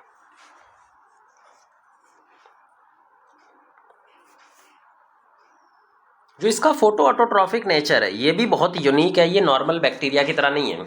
जो बाकी बैक्टीरिया हमने पढ़े थे photo autotrophic, green sulphur bacteria या फिर पर्पल सल्फर बैक्टीरिया, उनसे ये यूनिक होता है। क्यों? क्योंकि इसके पास में जो पिगमेंट है ना वो बहुत अलग तरीके के हैं। इसके पास पर्पल और ग्रीन पिगमेंट नहीं है। इसके पास में जो पिगमेंट है वो है क्लोरोफिल ए। ये जो क्लोरोफिल ए है ये सिर्फ ग्रीन प्लांट्स में मिलता है और ग्रीन प्लांट्स के अलावा साइनोबैक्टीरिया में मिलता है। इसका मतलब साइनोबैक्टीरिया जितने भी ग्रीन प्लांट्स हैं उनका इंसेस्टर है, क्योंकि पहले साइनोबैक्टीरिया के पास ही क्लोरोफिल ए आया होगा। पहले तो बैक्टीरिया ही आया होगा, फिर प्लांट बाद में आए होंगे। तो जो दुनिया में पहली बार किसी के पास क्लोरोफिल ए आया था वो साइनोबैक्टीरिया, और साइनोबैक्टीरिया से जितने भी हायर प्लांट्स हैं उनके पास भी। तो सारे हायर प्लांट्स में क्लोरोफिल ए मिलता है, या हायर प्लांट्स तो नहीं बोल सकते, ग्रीन प्लांट्स में जितने भी ग्रीन प्लांट्स होते हैं हायर लोअर सब में मिलता है। अच्छा, क्लोरोफिल ए किस कलर का होता है? ग्रीन कलर का। और इसकी एक खास बात होती है कि जिस भी ऑर्गेनिज्म में क्लोरोफिल ए मिलता है वो फोटोसिंथेसिस के दौरान ऑक्सीजन प्रोड्यूस करते हैं। तो जब भी ये फोटोसिंथेसिस करेगा तो बाई प्रोडक्ट की फॉर्म में ऑक्सीजन प्रोड्यूस करेगा। बाई प्रोडक्ट की फॉर्म में क्या प्रोड्यूस करेगा? ऑक्सीजन प्रोड्यूस करेगा। तो नेचर में जो ऑक्सीजन मिलती है हमें, वो हमें प्लांट्स से मिलती है, क्योंकि प्लांट्स जो होते हैं, जो ग्रीन प्लांट्स हैं, वो क्लोरोफिल ए होता है उनके अंदर, वो फोटोसिंथेसिस करते हैं और फोटोसिंथेसिस करने के बाद ऑक्सीजन बनाते हैं। ऐसा फोटोसिंथेसिस जिसके थ्रू ऑक्सीजन मिले उसको बोलते हैं ऑक्सीजेनिक फोटोसिंथेसिस। Oxygenic photosynthesis. तो धरती पर ऑक्सीजेनिक फोटोसिंथेसिस कितने लोग करते हैं? साइनोबैक्टीरिया और ग्रीन प्लांट्स। जो धरती पर पहली बार किसी ने ऑक्सीजन प्रोड्यूस किया था लिविंग ऑर्गेनिज्म की फॉर्म में, तो वो साइनोबैक्टीरिया था। साइनोबैक्टीरिया के बनने के बाद, इवोल्व होने के बाद ही अर्थ पे ऑक्सीजन बनना स्टार्ट हुई थी सबसे पहले। तो first oxygen evolving organism on earth was cyanobacteria. अब यहाँ पर देखो, हमने ये बता दिया कि भाई क्लोरोफिल ए किस कलर का होता है? ग्रीन कलर का। लेकिन इसका नाम क्या है? Blue green algae. मतलब इसके पास ब्लू कलर का भी पिगमेंट होगा, तो इसके पास ब्लू कलर का पिगमेंट होता है। उस पिगमेंट का नाम है फाइकोबिलीन। तो क्लोरोफिल ए के अलावा इसके पास जो दूसरा पिगमेंट है उसका नाम है फाइकोबिलीन पिगमेंट। फाइकोबिलीन एक्चुअल में किसी पिगमेंट का नाम नहीं है, ये एक पिगमेंट के क्लस्टर का नाम है। फाइकोबिलीन में 3 डिफरेंट पिगमेंट्स होते हैं। एक फाइकोबिलीन के अंदर में कितने पिगमेंट्स होते हैं? 3, जिसको बोलते हैं फाइकोसाइनिन, एलोफाइकोसाइनिन और फाइकोएरिथ्रीन। हमेशा 3 पिगमेंट के क्लस्टर की फॉर्म में ये मिलता है। क्योंकि ये साइनोबैक्टीरिया में मिल रहा है तो इसके आगे हमने सी लगा दिया है। साइनोबैक्टीरिया मतलब सी।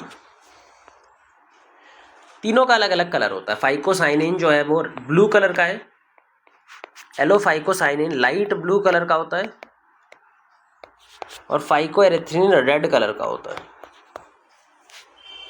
और ये तीनों साथ में मिलते हैं, क्लस्टर की फॉर्म में मिलते हैं। किसके साथ? क्लोरोफिल ए के साथ। अब देखो यहाँ पे ये ग्रीन कलर का है और यहाँ पे ये दोनों ब्लू कलर के पिगमेंट है। जनरली यही दोनों ज़्यादा होते हैं। तो अल्टीमेटली साइनोबैक्टीरिया का कलर कैसा हो जाता है? Blue green. इसीलिए इसको पहले के टाइम पे ब्लू ग्रीन एल्गी कह करके भी बुलाया जाता था, क्योंकि इसका कलर ब्लू और ग्रीनिश टिंज का आता है because of chlorophyll A and phycobilins. लेकिन कभी भी अपने दिमाग में ये भी नहीं बनाना है कि सारे साइनोबैक्टीरिया या तो ग्रीन कलर के होते हैं या ब्लू ग्रीन कलर के होते हैं, क्योंकि इनके पास में एक और पिगमेंट है रेड कलर का। अगर कोई ऐसा साइनोबैक्टीरिया है जिसके अंदर रेड पिगमेंट ज़्यादा है तो वो रेड कलर का भी दिखाई देगा। तो हो सकता है कि जो ब्लू ग्रीन एल्गी तुम बोल रहे हो वो रेड कलर का दिखाई दे एक्चुअल में। तो कुछ ब्लू ग्रीन एल्गी या कुछ साइनोबैक्टीरिया रेड कलर के दिखाई पड़ते हैं, जिसका सबसे कॉमन नाम है ट्राइकोडेस्मियम एरिथ्रियम।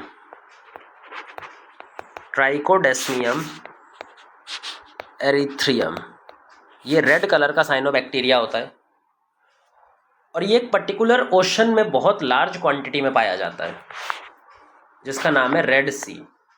उस रेड सी का नाम ही इसकी वजह से पड़ गया है क्योंकि वो उतना ज़्यादा मिलता है पूरे रेड सी में कि कई बार वो उसको रेड कलर का टिंज देने लगता है, इसलिए इसको बोल देते हैं रेड सी। जो इजिप्ट के वगैरह के पास होगा, आपने सुना होगा रेड सी, तो वो ट्राइकोडेस्मियम एरिथ्रियम नाम के साइनोबैक्टीरिया की वजह से। ये इसीलिए बताना जरूरी है क्योंकि ब्लू ग्रीन एल्गी सुनते ही हम जनरली क्या बना लेते हैं अपने दिमाग में कि इसका कलर तो ब्लू या ग्रीन कलर का ही होगा, पर हर बार होगा ज़रूरी नहीं है क्योंकि इसके पास तीनों पिगमेंट है, रेड कलर का भी पिगमेंट है। अब बात करते हैं साइनोबैक्टीरिया कहाँ पे पाया जाता है। भाई साइनोबैक्टीरिया जो है तो बैक्टीरिया ही, तो हर जगह मिल जाता है। टेरेस्ट्रियल एरिया में भी मिल जाएगा, वाटर में भी मिल जाएगा, जनरली ये हर जगह आपको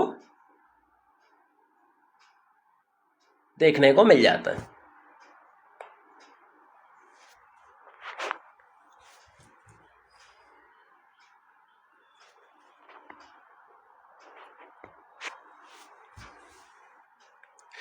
अब बात करते हैं इसका बॉडी स्ट्रक्चर कैसा होता है। जो ये अपने बॉडी स्ट्रक्चर है, बॉडी ऑर्गेनाइजेशन कैसी होती है। कुछ साइनोबैक्टीरिया यूनिसेल्यूलर होते हैं, अकेले पाए जाते हैं, भाई एक ही सेल है, सिंगल सा, वही पाया जाता है। कुछ होते हैं जो कॉलोनी बना लेते हैं, मतलब फिजिकली आपस में मिल करके जुड़ करके अगर बहुत सारे बैक्टीरिया साथ साथ रहने लग जाएं तो उसको बोलते हैं कॉलोनी। तो इस तरह की कॉलोनी भी बना सकते हैं। अच्छा, कॉलोनी कई बार क्या होती है, गुच्छे में नहीं बनती, लीनियर फॉर्म में बनती है कॉलोनी, जिसको हम फिलामेंटस कॉलोनी भी बोलते हैं या फिर फिलामेंटस फॉर्म भी बोलते हैं।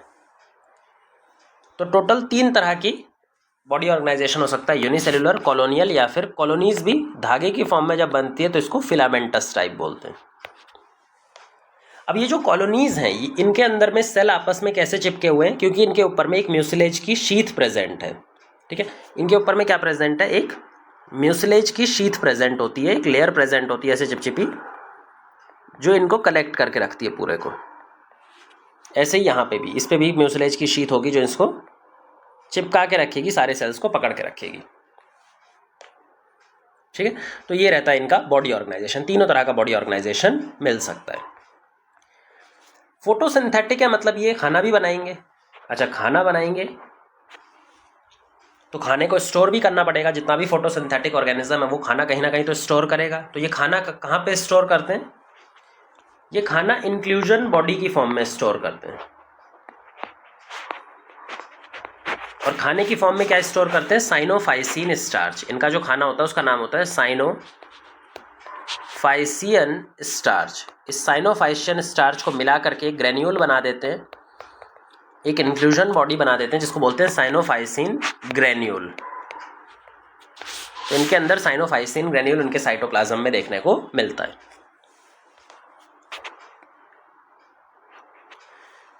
अब ये फोटोसिंथेटिक है, लेकिन इनके स्ट्रक्चर में, सेल स्ट्रक्चर में कभी भी मोटाइल स्ट्रक्चर नहीं बनता।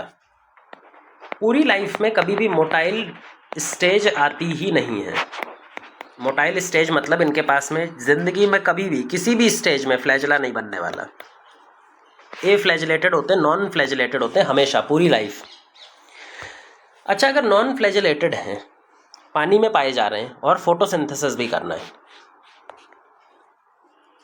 पानी में पाए जा रहे हैं, फोटोसिंथेसिस भी करना है, नॉन फ्लैजलेटेड है, मूव कर नहीं सकते, तो ऐसा होना चाहिए ना कि साइनोबैक्टीरिया यहाँ से डूब करके यहाँ चला जाएगा। यहाँ पे तो सनलाइट है नहीं, यहाँ पे तो पूरा डार्क है, तो मर जाएगा। ऐसा क्यों नहीं होता, क्योंकि इनके पास में एक इंक्लूजन बॉडी होता है जिसका नाम है गैस वैक्यूल। साइनोबैक्टीरिया के पास हमेशा गैस वैक्यूल होता है क्योंकि साइनोबैक्टीरिया के पास कभी भी फ्लैजला नहीं होता। तो उसको फ्लोट करने के लिए, उसको मूव करने के लिए, बाउंसी प्रोवाइड करने के लिए एक इंक्लूजन बॉडी प्रेजेंट होती है जिसका नाम है गैस वैक्यूल। हर एक साइनोबैक्टीरिया के पास में गैस वैक्यूल होता ही है क्योंकि फोटोसिंथेसिस तो मिनिमम करेगा ही। अब बात करते हैं एक इम्पॉर्टेंट प्रोसेस की, या फिर जो साइनोबैक्टीरिया का काम है जो है नाइट्रोजन फिक्सेशन। बहुत सारे साइनोबैक्टीरिया नाइट्रोजन फिक्सेशन करने में भी मदद करते हैं। नाइट्रोजन फिक्सेशन कर रहे हैं मतलब इनके पास में कौन सा एंजाइम है? Dinitrogenase enzyme. तो जैसे बैक्टीरिया कुछ करते हैं नॉर्मल बैक्टीरिया, वैसे ही साइनोबैक्टीरिया भी नाइट्रोजन फिक्सेशन कर सकता है। नाइट्रोजन फिक्सेशन, सारे साइनोबैक्टीरिया नाइट्रोजन फिक्सेशन नहीं करते हैं, कुछ करते हैं। अच्छा, यहाँ पे प्रॉब्लम और बड़ी है भाई। जैसा हमने बताया था कि डाई नाइट्रोजिनेज एंजाइम जो होता है वो ऑक्सीजन सेंसिटिव है, उसको ऑक्सीजन मिली और वो खराब हुआ, जैसे ही ऑक्सीजन मिली वो खराब हो जाएगा। बट साइनोबैक्टीरिया के साथ में तो प्रॉब्लम ही अलग है भाई। साइनोबैक्टीरिया तो खुद ही फोटोसिंथेसिस करता है। जब फोटोसिंथेसिस करता है तो उसकी बॉडी में ऑक्सीजन बनता है, क्योंकि ये ऑक्सीजनिक फोटोसिंथेसिस करते हैं। फोटोसिंथेसिस के दौरान ऑक्सीजन बनाते हैं। जैसे ही ऑक्सीजन बनाएगा, यहाँ पे डाइनाइट्रोजिनेज एंजाइम प्रेजेंट है, ये खराब हो जाएगा, खत्म खेल। तो इसीलिए साइनोबैक्टीरिया ने क्या किया है, अपने अंदर में एक मॉडिफिकेशन लेकर के आए हैं। अपनी बॉडी में एक स्पेशल टाइप का सेल डेवलप कर लिया है जिसका नाम होता है हेट्रोसिस्ट। जो साइनोबैक्टीरिया होते हैं, बहुत सारे साइनोबैक्टीरिया जो फोटोसिंथेटिक होते हैं, वो अपनी बॉडी में दो तरह के सेल बनाते हैं। जो तुम्हारे एनसीईआरटी में नॉस्टॉक का डायग्राम दिया हुआ है उसमें ही ध्यान से देखोगे तो दो तरह के सेल दिख रहे होंगे। एक होते हैं वेजिटेटिव सेल। ये क्या है? Vegetative cell. ये सारे क्या है? Vegetative cell. वेजिटेटिव सेल, ये वेजिटेटिव सेल फोटोसिंथेसिस करते हैं, ऑक्सीजनिक फोटोसिंथेसिस करते हैं। ऑक्सीजनिक फोटोसिंथेसिस करके ऑक्सीजन बनाते हैं। तो सब में ऑक्सीजन बन रहा होगा। अच्छा, अगर यहाँ पर ऑक्सीजन बन रहा है तो क्या यहाँ पे नाइट्रोजिनेज एंजाइम कभी भी हो सकता है? डाइनाइट्रोजिनेज एंजाइम नहीं हो सकता भाई, सिंपल सी बात है। डाइनाइट्रोजिनेज एंजाइम अगर बैक्टीरिया यहाँ पे रखेगा तो तुरंत खराब हो जाएगा। जैसे ही उसको ऑक्सीजन मिली, और ऑक्सीजन तो इनकी बॉडी में ही बन रहा है, तो तुरंत खराब हो जाएगा। तो यहाँ पे ऑक्सीजन रखने का कोई मतलब भी नहीं है। क्या यहाँ पे होगा? नहीं। क्या यहाँ पे डाइनाइट्रोजिनेज होगा? नहीं। अब कुछ स्पेशल सेल देखो जिनको बोलते हैं हेट्रोसिस्ट। हेट्रोसिस्ट,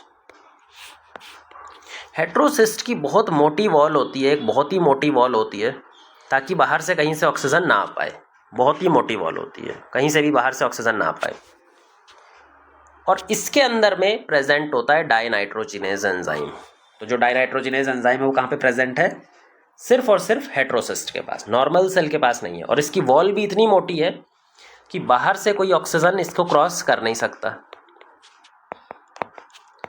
अंदर ये ऑक्सीजन बना नहीं रहा है क्योंकि अंदर ये नॉन फोटोसिंथेटिक है, फोटोसिंथेसिस करता नहीं है, तो अंदर ऑक्सीजन बनेगा नहीं, बाहर से ऑक्सीजन आ नहीं सकता। तो क्या डाइनाइट्रोजिनेज पूरी तरह से एनारोबिक कंडीशन या विदाउट ऑक्सीजन कंडीशन में पहुंच गया? तो हेट्रोसिस्ट का यही काम होता है। हेट्रोसिस्ट मोटी वॉल वाले सेल होते हैं, स्पेशल सेल होते हैं, जो डाइनाइट्रोजिनेज एंजाइम को ऑक्सीजन से प्रोटेक्ट करके रखते हैं, और नाइट्रोजन फिक्सेशन यहाँ पर चल रहा होता है। तो कुछ साइनोबैक्टीरिया इस तरह से नाइट्रोजन फिक्सेशन भी परफॉर्म करा सकते हैं। आगे अब जब हम डिस्कस करेंगे बैक्टीरिया के बेनिफिट्स, तो वहां पर देखेंगे कि जो साइनोबैक्टीरिया है वो इकलौता ऐसा ऑर्गेनिज्म है जो दोनों काम एक साथ कर सकता है। फोटोसिंथेसिस भी करवा सकता है, मतलब ऑक्सीजनिक फोटोसिंथेसिस भी करवा सकता है, और नाइट्रोजन फिक्सेशन भी करवा सकता है। खाना भी खुद बना लेगा, नाइट्रोजन भी नहीं चाहिए। मोस्ट इंडिपेंडेंट ऑर्गेनिज्म, अगर पूरे ऑर्गेनिज्मिक वर्ल्ड में देखें तो सबसे और बड़ा ऑर्गेनिज्मिक वर्ल्ड, सबसे ज़्यादा इंडिपेंडेंट कौन सा ऑर्गेनिज्म होता है? साइनोबैक्टीरिया, क्योंकि ये नाइट्रोजन भी बना लेगा, अपना खुद का खाना भी बना लेगा। क्योंकि नाइट्रोजन फिक्स कर सकता है तो हमारे लिए बेनिफिशियल है। नाइट्रोजन फिक्स कर रहा है, सॉइल में नाइट्रोजन का कंटेंट बढ़ा रहा है, तो एग्रीकल्चर बढ़ता है ना। तो हमेशा ये क्या होता है? हमारे लिए बेनिफिशियल होता है एग्रीकल्चरल फील्ड के लिए। उसमें भी एक पर्टिकुलर साइनोबैक्टीरिया जो सिम्बायोटिक फॉर्म में दिखाई पड़ता है, एनाबीना। एनाबीना बहुत सारे प्लांट्स के साथ सिम्बायोटिक एसोसिएशन करता है और नाइट्रोजन फिक्स करता है उनके अंदर।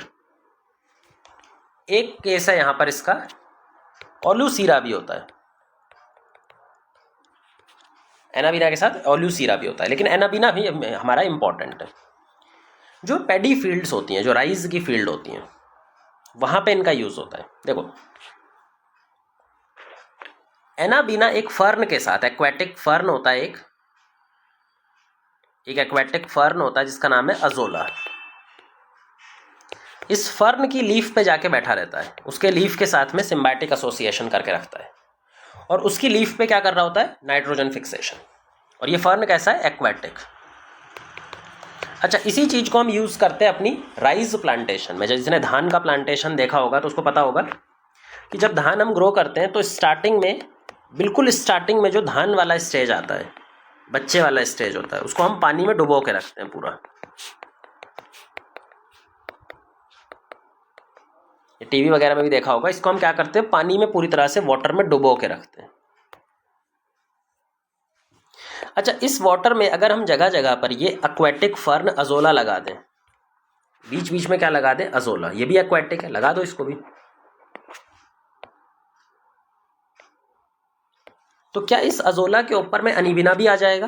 क्योंकि एनाबीना इसकी लीफ पे ही पाया जाता है, तो एनाबीना भी साथ में आ जाएगा। हाँ, अब एनाबीना क्या कर रहा होगा, नाइट्रोजन फिक्स करेगा, सॉइल में नाइट्रोजन कंटेंट बढ़ेगा, अमोनिया कंटेंट बढ़ेगा, और इस अमोनिया को हमारा राइस प्लांट यूज़ कर सकता है, उसका प्रोडक्शन अपने आप बढ़ जाएगा। तो राइस प्लांटेशन में एनाबीना, उसके अलावा ओलोसीरा, इनका बहुत इस्तेमाल किया जाता है, क्योंकि नाइट्रोजन फिक्सिंग साइनोबैक्टीरियाज हैं, इनका इस्तेमाल करके हम अपनी राइस प्लांटेशन को बढ़ा सकते हैं। पर ऐसा भी नहीं सोचना कि साइनोबैक्टीरिया मदद ही करता है, हर चीज़ अच्छी करता है, ऐसा नहीं है। साइनोबैक्टीरिया के कुछ हार्मफुल इफेक्ट्स भी हैं। कहीं पर आपने कहीं बरसात वगैरह में या ऐसी कंडीशन में जब पानी कहीं पर इकट्ठा हो जाता है आपके घर में, तो उसमें से मछली जैसी खुशबू आने लगती है, मछली जैसी बदबू आ रही होती है बहुत तेज़ी से, है ना। या फिर कहीं पे कोई पुराना तालाब है पीछे, आपके घर के पीछे, जिसको यूज़ नहीं करते, वो पड़ा हुआ है ऐसे ही, रुका हुआ पानी है उसमें, वहाँ से मछली जैसी बदबू आ रही होती है बहुत तेज। वो किस वजह से आ रही होती है, वाटर ब्लूम की वजह से साइनोबैक्टीरिया ग्रो करने लगता है वहाँ पे। तो रुका हुआ जब भी पानी होगा, स्टैंडिंग वाटर होगा, ख़राब पानी होगा, वहाँ पे बहुत तेज़ी से साइनोबैक्टीरिया ग्रो करेगा। तो साइनोबैक्टीरिया रुके हुए पानी में ग्रो करेगा, अपना नंबर बहुत तेज़ी से इंक्रीज़ करेगा, और पानी को क्या करेगा, हरा बना देगा। अगर बहुत दिन तक छोड़ दिया तो हरा भी बना देगा। हरा तो बाद में बनाता है, लेकिन पहले ही मछली जैसी बदबू देने लगता है, बहुत स्ट्रॉन्ग स्मेल। तो कहीं पर भी आपके घर में आ रही हो या किसी पॉन्ड में मछली जैसी बदबू आ रही है, मतलब वो साइनोबैक्टीरिया की वजह से आ रही होती है। तो ये बात हो गई साइनोबैक्टीरिया की। अब साइनोबैक्टीरिया के बाद में चलते हैं हम माइकोप्लाज्मा, जो दूसरे तरह का यूबैक्टीरिया एनसीईआरटी में दिया हुआ है। माइकोप्लाज्मा भी बहुत यूनिक तरह का बैक्टीरिया है, हमें पढ़ना है, बहुत इंपॉर्टेंट है। माइकोप्लाज्मा एक तो सबसे छोटा लिविंग सेल है, स्मॉलेस्ट लिविंग सेल, इससे छोटा लिविंग सेल नहीं होता। ये तुमने सेल चैप्टर में साइज वाले पार्ट में पढ़ा होगा। दूसरा, इसके पास सेल वॉल नहीं होती है। इकलौता ऐसा बैक्टीरियल ग्रुप है जिसके पास सेल वॉल नहीं है। अगर बैक्टीरिया के पास सेल वॉल नहीं होगी तो उसका शेप कैसा होगा, अनडिफाइंड, फिक्स ही नहीं होगा। एक बार देखोगे ऐसा दिखेगा, अगली बार देखोगे ऐसा दिखेगा, तीसरी बार देखोगे ऐसा दिखेगा, चौथी बार देखोगे ऐसा दिखेगा, उसका फिक्स ही नहीं होता। क्यों? उसके पास सेल वॉल नहीं है। भाई सेल वॉल तो एनिमल्स के पास भी नहीं है, लेकिन हमारा शेप तो फिक्स होता है, क्योंकि हमारे पास साइटोस्केलेटन है। शेप दो चीज़ें मेंटेन करती है, या तो सेल वॉल हो, और सेल वॉल नहीं है तो साइटोस्केलेटन हो। इसके पास ना, तो बैक्टीरिया के पास साइटोस्केलेटन तो होता ही नहीं है, तो शेप पूरी तरह से कौन डिफाइन करता है, सेल वॉल। अब अगर सेल वॉल नहीं होगी तो बैक्टीरिया अलग अलग तरीके का दिखाई देगा, किसी भी फिक्स शेप में रहेगा ही नहीं। इसी वजह से इसको पहले बोलते थे जोकर ऑफ प्लांट किंगडम, क्योंकि पहले बैक्टीरिया को हम प्लांट किंगडम में रखते थे, लेकिन आज के टाइम पे ये हटा दिया गया यहाँ से, इसको नाम हो गया जोकर ऑफ माइक्रोबायोलॉजी, क्योंकि अब बैक्टीरिया को प्लांट में नहीं रखा जाता 5 किंगडम के हिसाब से, तो आज इसको हम जोकर ऑफ माइक्रोबायोलॉजी बोलते हैं, पहले जोकर ऑफ प्लांट किंगडम बोलते थे। जो माइकोप्लाज्मा की डिस्कवरी हुई है वो भी इतनी यूनिक है। माइकोप्लाज्मा निमोनिया कॉज करता है कैटल्स के अंदर में, जो कैटल्स होते हैं ना, गाय भैंस, उनके अंदर में निमोनिया में हमारा लंग्स अफेक्टेड हो जाता है। तो जो कैटल्स का लंग्स है, मान लो ये कैटल्स का लंग्स है, लंग्स के ऊपर में 2 कवरिंग होती है, प्लूरल कवरिंग्स होती हैं, जिनके बीच में प्लूरल फ्लूइड भरा होता है। तो इनके बीच में क्या भरा होता है, प्लूरल फ्लूइड। सबसे पहला माइकोप्लाज्मा किसी कैटल से जो निमोनिया से सफ़र कर रहा था, उसके प्लूरल फ्लूइड से निकाला गया था। First discovery, first isolation. तब से इसका नाम क्या पड़ गया, PPLO, pleuro pneumonia like organism. Pleuro मतलब प्लूरल फ्लूइड से निकाला गया, निमोनिया मतलब निमोनिक पेशेंट जो कैटल पेशेंट था उससे इसकी प्लूरल से निकाला गया, लाइक ऑर्गेनिज्म, PPLO इसको बुलाया जाता है।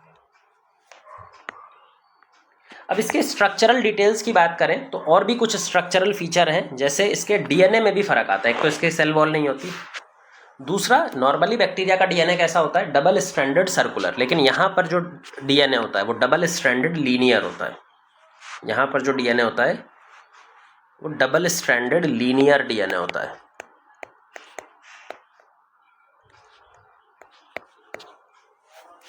ये स्ट्रक्चरल डिटेल्स हैं। इसकी जो सेल मेम्ब्रेन होती है वो ट्राई लेमिलर होती है, ट्राई लेयर की बनी होती है। जैसे हमारी बाई लेयर होती है ना, लिपिड की बाई लेयर, वहाँ पे ये ट्राई लेयर होती है, 3 लेयर्स होती हैं एक साथ। ये भी फर्क होता है। स्ट्रक्चर के बाद इसके फंक्शन में भी स्पेशल कंडीशंस होती हैं। ये फैकल्टेटिव एनारोब होता है। फैकल्टेटिव एनारोब मतलब ये नॉर्मली तो ऑक्सीजन की प्रेजेंस में ही सर्वाइव करता है, लेकिन अगर ऑक्सीजन ना हो तो भी सर्वाइव कर लेगा। ऐसा नहीं है कि ऑक्सीजन की प्रेजेंस एब्सेंस में ये मर जाएगा, ये ऑक्सीजन के बिना भी सर्वाइव कर सकता है, एक लंबे टाइम तक सर्वाइव कर लेता है। ज़्यादातर हेट्रोट्रॉफिक होता है, पैथोजेनिक होता है और पैथोजेनिक फॉर्म में डिजीज़ करता है। प्लांट्स में डिजीज़ करता है बहुत सारी, एनिमल्स में डिजीज़ करता है, जैसे एनिमल्स का तो बता ही दिया हमने, और प्लांट्स के अंदर में bunchy top disease witches broom वगैरह कॉज करता है। याद रखने की जरूरत नहीं है, पर डिजीज़ करता है प्लांट्स के अंदर, बस इतना याद रखना। ये हमने बैक्टीरिया पूरा खत्म कर लिया, मोनेरा पूरा खत्म कर लिया। मोनेरा खत्म करने के बाद अब हमें पता होना चाहिए बैक्टीरिया के बेनिफिट्स और नुकसान। बैक्टीरिया क्या हेल्पफुल है हमारे लिए, हम अपने हिसाब से देखें तो क्या बैक्टीरिया हमारे लिए हेल्पफुल हो सकता है? बिल्कुल हो सकता है। बहुत सारी चीज़ों में बैक्टीरिया हेल्प करता है। क्या बैक्टीरिया हमारे लिए हार्मफुल हो सकता है? बिल्कुल हो सकता है। डिजीज़ कॉज करता है, बहुत सारी ऐसी डिजीज़ है जो बैक्टीरिया के द्वारा कॉज होती हैं। तो बैक्टीरिया कहाँ पे हेल्पफुल है और कहाँ पे हार्मफुल है? पहले हार्मफुल की ही बात कर लेते हैं, ज़्यादा कॉमन है। डिजीज़ कॉज करता है, बहुत सारी डिजीज़ है जो बैक्टीरिया करता है। उसमें से 4 डिजीज़ दी हुई हैं, 3 प्लांट एनिमल्स की और 1 प्लांट की। इन्हीं को रट लो बस एज इट इज। जो डिजीज़ दी हुई है वो क्या है? टाइफॉइड, टेटनस और कॉलेरा। तो जो कॉलेरा होती है, विब्रियो कॉलेरा नाम का एक बैक्टीरिया करता है। टेटनस और टाइफॉइड, ये तीनों बैक्टीरिया करते हैं। एनिमल्स के अंदर डिजीज़ है ये। प्लांट्स के अंदर में सिट्रस कैंकर, जो सिट्रस प्लांट होते हैं वहाँ पे सिट्रस कैंकर नाम की एक बीमारी होती है, वहाँ पे ये कॉज करता है। ये हो गया हार्मफुल। हार्मफुल की तो बहुत सारी बातें आपको पता ही होंगी, हमें तो अब बेनिफिशियल या हेल्पफुल बातें बताते हैं। भाई क्या बैक्टीरिया हेल्पफुल भी है? बिल्कुल है। बैक्टीरिया बहुत सारे काम भी हेल्पफुल करवाता है। जैसे जो हेट्रोट्रॉफिक बैक्टीरिया हैं, जो दूसरे जगह से खाना यूज़ करते हैं, उसकी मदद से हम कुछ प्रोडक्ट बनवा सकते हैं, ऑर्गेनिक प्रोडक्ट बनवाने में मदद करता है। इसको बहुत अच्छे से हम डिस्कस करते हैं microbes in human welfare chapter में, लेकिन फिर भी थोड़ा बहुत पता होना चाहिए। मिल्क जो होता है उससे जब कर्ड बनाते हैं तो एक लैक्टोबैसिलस नाम का लैक्टिक एसिड बैक्टीरिया यूज़ होता है, तो वहाँ भी बैक्टीरिया यूज़ होता है। ऐसे ही और भी बहुत सारी चीज़ों को बनाने में बैक्टीरिया का काम आता है। Nitrogen fixation. अब नाइट्रोजन फिक्सेशन तो बैक्टीरिया का इतना इम्पॉर्टेंट काम है जिसके बिना प्लांट्स सर्वाइव कर ही नहीं पाएगा। सॉइल में नाइट्रोजन फिक्सेशन करना प्लांट्स का एक बहुत बड़ा रोल है बैक्टीरिया का। बैक्टीरिया भी 2 तरह के होते हैं जो नाइट्रोजन फिक्सेशन कर सकते हैं, एक नॉर्मल बैक्टीरिया और एक साइनोबैक्टीरिया। दोनों फिक्सेशन करते हैं। साइनोबैक्टीरिया हमने देख ही लिया, जैसे नॉस्टॉक करता है, एनाबीना करता है, जिनके पास हेट्रोसिस्ट होगा। अब नॉर्मल बैक्टीरिया की बात कर लेते हैं। नॉर्मल बैक्टीरिया 2 तरह से नाइट्रोजन फिक्सेशन करता है, एक फ्री फॉर्म में और एक सिम्बायोटिक फॉर्म में, जहाँ पे वो किसी दूसरे के साथ जुड़ जाता है। सिम्बायोटिक फॉर्म में सबसे इंपॉर्टेंट है राइजोबियम। राइजोबियम जो कि लेग्यूमिनस प्लांट, दलहन प्लांट्स जो होते हैं उनके रूट में नोड्यूल्स इस तरह बना देता है, और जो दाल वाली प्लांट्स हैं वहाँ नाइट्रोजन सोर्स भर भर के दे देता है। इसलिए नाइट्रोजन सोर्स दाल के अंदर, दाल वाले प्लांट में ज़्यादा होता है, लेग्यूमिनस प्लांट्स में ज़्यादा होता है। और नाइट्रोजन क्या बनाता है? प्रोटीन। तो ऐसे प्लांट्स के अंदर प्रोटीन सोर्स भी ज़्यादा होता है। फ्रैंकिया भी रूट नोड्यूल बनाता है, लेकिन नॉन लेग्यूमिनस प्लांट से। राइजोबियम लेग्यूमिनस प्लांट से और फ्रैंकिया नॉन लेग्यूमिनस प्लांट से रूट नोड्यूल बनाता है। फ्री लिविंग फॉर्म में भी हमारे बहुत सारे रहते हैं, जैसे रोडोस्पाइरलम वगैरह हो गया, वो फ्री लिविंग फॉर्म में भी नाइट्रोजन फिक्स कर देते हैं, पर ये तुम्हें याद नहीं करना, ये कभी भी नहीं आएगा। आएगा ये वाला और नॉस्टॉक और एनाबीना साइनोबैक्टीरिया से। तो ये बैक्टीरिया हमने मोनोरेप किंगडम खत्म कर लिया।